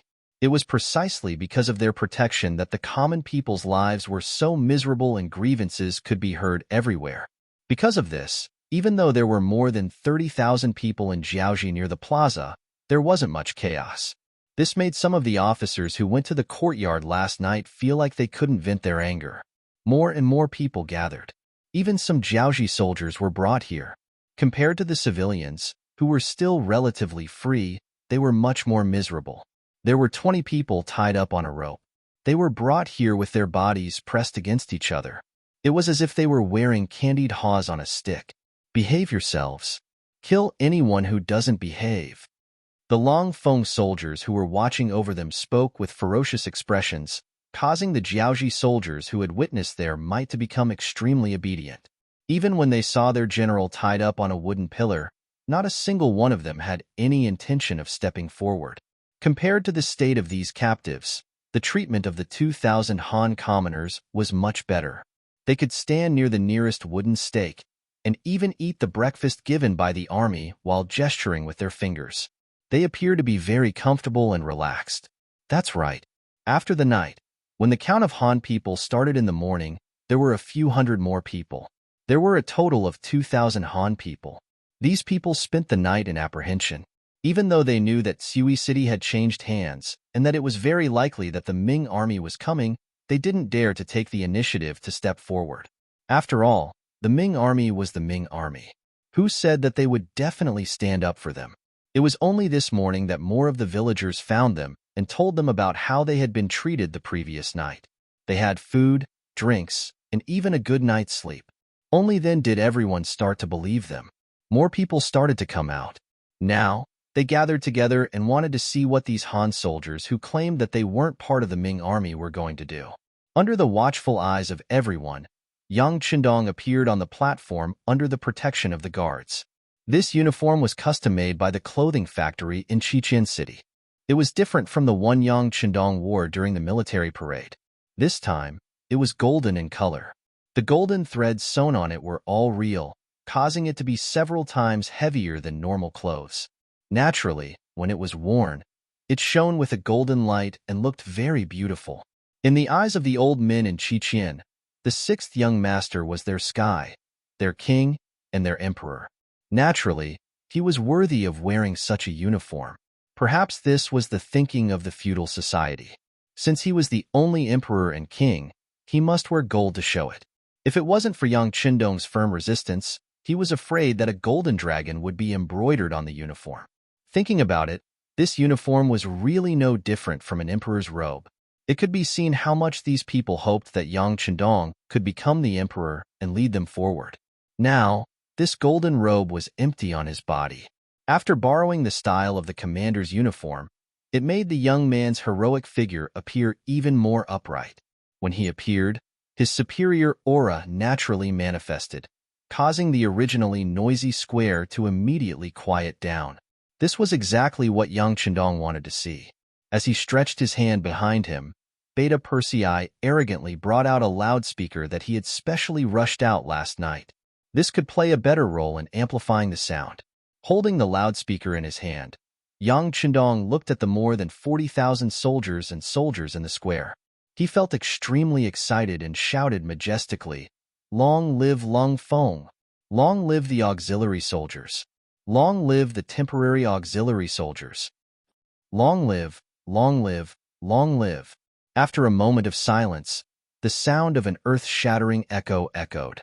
Although shouting "Long live" here, there was no emperor appearing and it was a bit out of place, but it was undeniable that this shout stirred up the atmosphere of the more than 10,000 soldiers.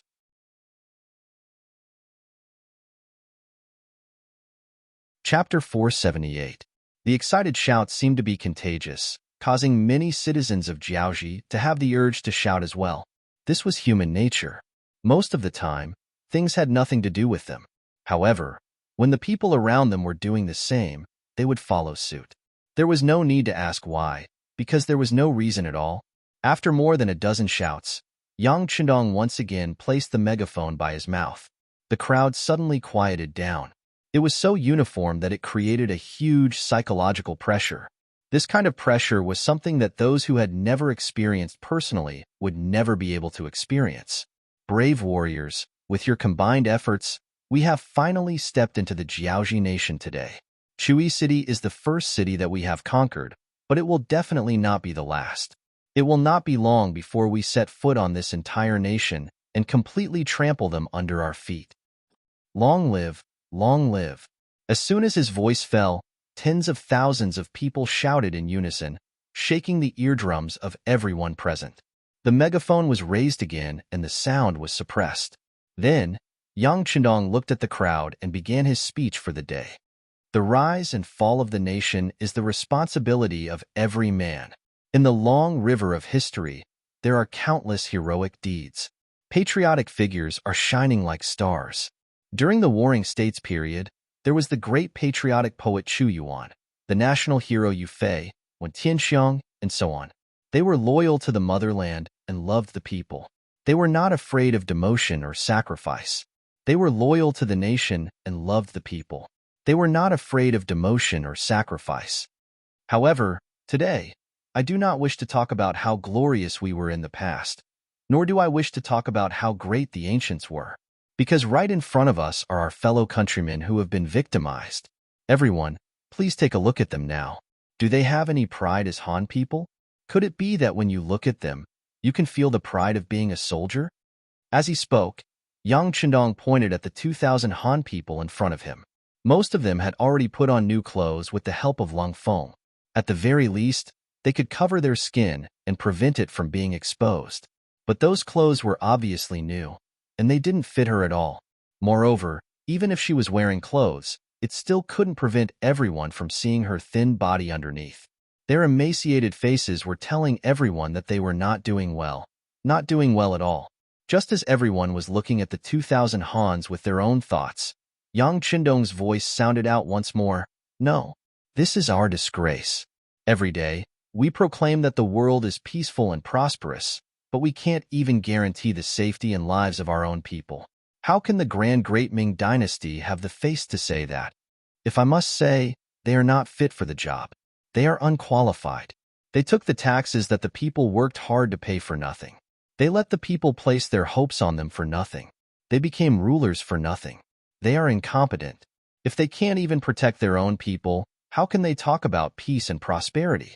How can they talk about being a great country? How can they talk about caring for the world?"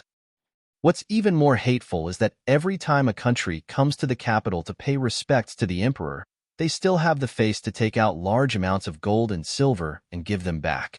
They even say that they are friends for generations, and that this is the style of a great country. If we let them see the situation of our own people outside, I wonder if they will feel ashamed? Perhaps not. However, we cannot place our hopes on them anymore.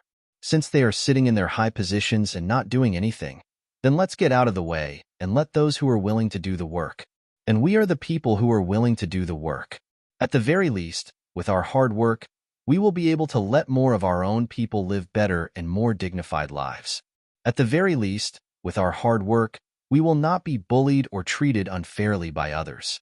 At the very least, with our hard work, the Han people will become the true rulers of the world.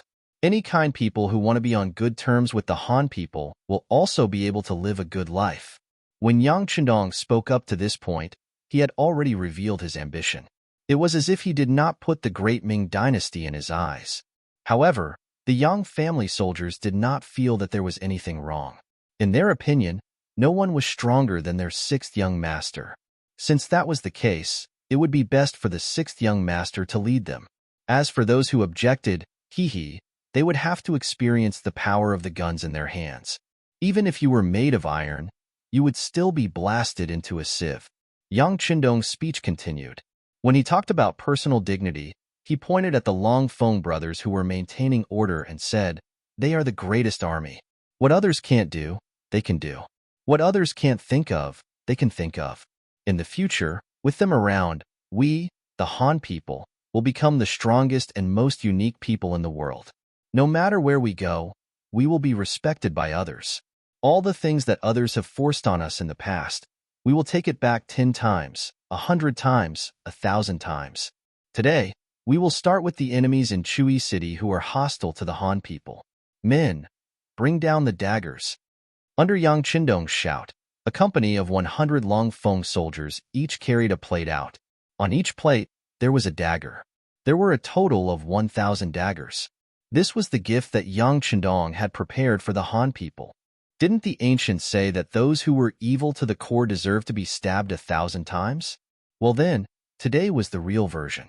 After the daggers were taken down, young Qindong looked at the 2,000 Han people with an encouraging gaze. Next, we will read out the crimes. After you are convicted, you can take revenge. There are 1,000 daggers here. 1,000 of you can take them and cut the bodies of those who have bullied you in the past. Believe me, no one will convict you. Your actions are completely legal and reasonable. However, do you dare to do so? At the end of his speech, young Qindong's tone had become a kind of questioning, but more importantly, he was still guiding them. After being questioned by young Qindong, the 2,000 Han people who originally thought that they were here to watch the show were at a loss for words. These people were used to being bullied and treated like humans. Some of them were even born like this. Ever since they could understand things, there was a thought that told them that they were the most lowly people and deserved to be bullied like cattle or horses. Now that there was a possibility that this might change, of course, they would feel uncomfortable. The 2,000 people looked at each other.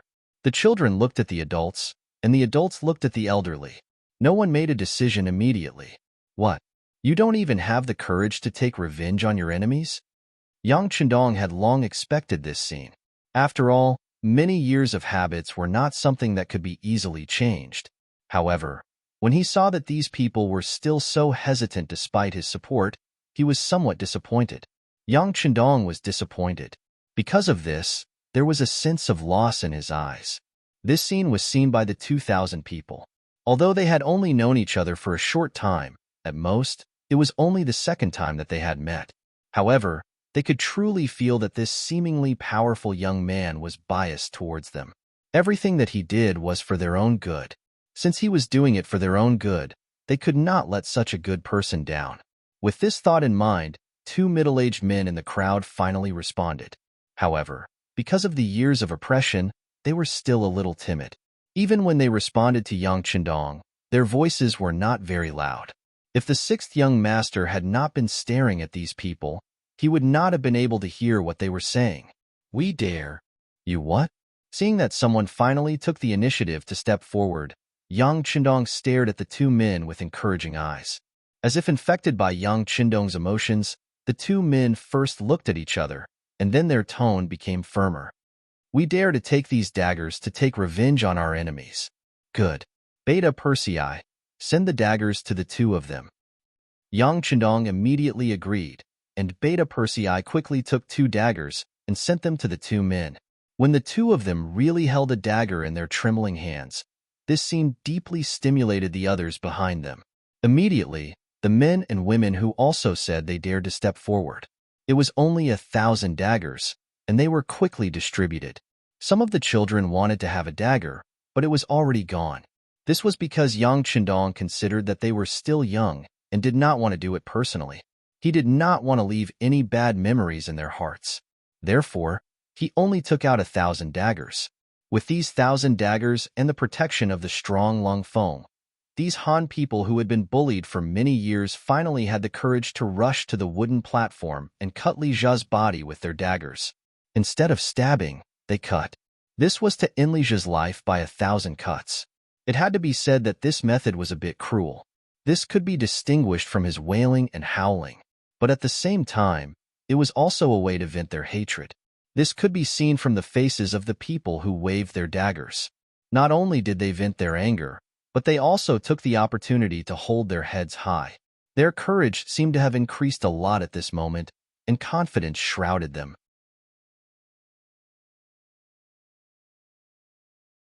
Chapter 479. In the following period of time, Li Zhao was not the only one who enjoyed such treatment. The other influential people in Chui City who were tied up with him also enjoyed the treatment. Their status and identity were mostly obtained by oppressing the Han people. Now, it was time for them to reap the benefits. The screams on the small platform became louder and louder, causing the people of Jiaoji who were forced to watch the execution to feel their scalps go numb. Because of this, there was some chaos. Some people even wanted to take the opportunity to resist and instigate others to attack the mercenaries. Since they were already prepared, the sharpshooters of the cold front quickly found the troublemakers. The sound of the 95 style was heard from afar. After killing dozens of leaders, the chaotic scene was completely suppressed. After seeing the soldiers shoot and kill without any explanation, everyone became more obedient for the sake of their own lives. Although they became obedient, it did not mean that they would be let off. As the next step was carried out, under the testimony of the Han people, the people of Jiaoji who had bullied them were pulled out from the crowd one by one. Then, they would be put on public trial based on the mistakes they had made. Those who were too vicious were beheaded on the spot. Those who did not commit too serious of a crime were sentenced to a term of imprisonment and would be brought to Chichen City in the future. As more and more people from Jiaoji were brought out, some of the other people were regretting it while some were rejoicing. Those who regretted it were those who had mistreated the Han people. They were thinking that if they had been kind back then, they would not have to be punished so severely now. It seemed that it was better to be kind to others. Fortunately, there were kind-hearted lords who treated the Han people well. Now, they did not have to worry about being accused by others. All they had to do was to live their lives well. The series of activities of testifying, arresting, public trial, and sentencing lasted from morning to night. However, it was still not completed. According to Yang Qindong, such a public trial would take another day. This was because there were not many people in Chui City. If there were more people, it would take 7 days and 7 nights to finish the trial, just like in Hanoi City, the capital of Jiaoji. The public trial would continue tomorrow, and it was necessary to eliminate the unstable elements in the city once and for all. At the same time, it was necessary to build up the confidence of the 2,000 Han people. After all, for a period of time, there were some matters that required their help to complete. However, these were no longer important. Under the suppression of the armed forces, the citizens of Jiaoji in the city could no longer cause any trouble. What Yang Qindong needed to consider was what Jiaoji would do after he conquered Chui City and how he should deal with it. Fortunately, the communication system was not advanced. Even if something happened in the city, it would not spread immediately. In other words, Yang Qindong and his men still had time to make all the necessary preparations. After summoning the officers under him, Yang Qindong began to make arrangements in an orderly manner. After an hour, the officers walked out of the barracks. Some of them had satisfied smiles on their faces, just like Chen Bo, the commander of the 2nd Battalion of the 2nd Regiment of the Cold Front. There were also some officers who looked dejected. It was obvious that their unit was not the main attacker. If they were not the main attacker, they would not be able to make great contributions. It was no wonder that their expressions were ugly. The one with the ugliest expression was King Lily of Jiaoji, who had just received the news. On the afternoon of the 2nd day after Chui City was conquered, old Lily, who was in his 60s and taking an afternoon nap with his concubine, was woken up by his subordinates. While he was still looking displeased, as if he would punish his subordinates for disturbing him if it wasn't something important, a piece of news made him turn pale with fright. "Your Majesty, there is news from the rear. Chui City has been conquered by the mercenaries." Lily, who was not fully awake yet, widened his eyes when he heard this. Then, he acted as if he did not hear it clearly and asked, "What did you say? Say it again." Prime Minister Yuan Chunqing of Jiaoji knew that it was not that the king did not hear it clearly, but that he did not want to believe it. He had no choice but to repeat the incident of Chui City being conquered. This time, Lily heard it clearly. His brain was working at high speed, and his eyeballs were moving in fear. After a while, he asked, "Have you found out who did it?" "Your Majesty, we have not found out. However, I think it has a lot to do with the mercenaries," Yuan Chunqing guessed. Mercenaries? Weren't they surrounded by Wang Gengwang and Chen Heijin? Where did they find the troops to attack Chui City? Lily shook his head as he spoke. Obviously, he did not believe that the mercenaries were so powerful. Therefore, he added, "Could it be the Southern Ming army? After all, they thought that we killed their envoy. It is normal for them to seek revenge." "Absolutely not." At this moment, Yuan Chunqing said confidently. Then, he explained, "Your Majesty, we have arranged our own people in the Southern Ming army. If they do anything, they will not be able to hide it from our eyes. Moreover, the Southern Ming's opponent is the king of Minzhuang. Before this disaster is dealt with, how could they divide their troops to deal with us?" Lily nodded after hearing Yuan Chunqing's words. He knew that he still looked down on the mercenaries. If that was the case, It seemed that only this mysterious army could make a move on them. However, no matter how mysterious he was still a human. Lili strode to the map of the palace and stood there for a moment before he gave the order Jishu, Beibei, and Longbian cities to send troops to attack Chui City from different directions. Try to get rid of the invading mercenaries in the city in the shortest time possible. Also, send someone to contact Chen Heijin and Ruan Gongwang. Tell them that we have discovered the main force of the mercenaries here.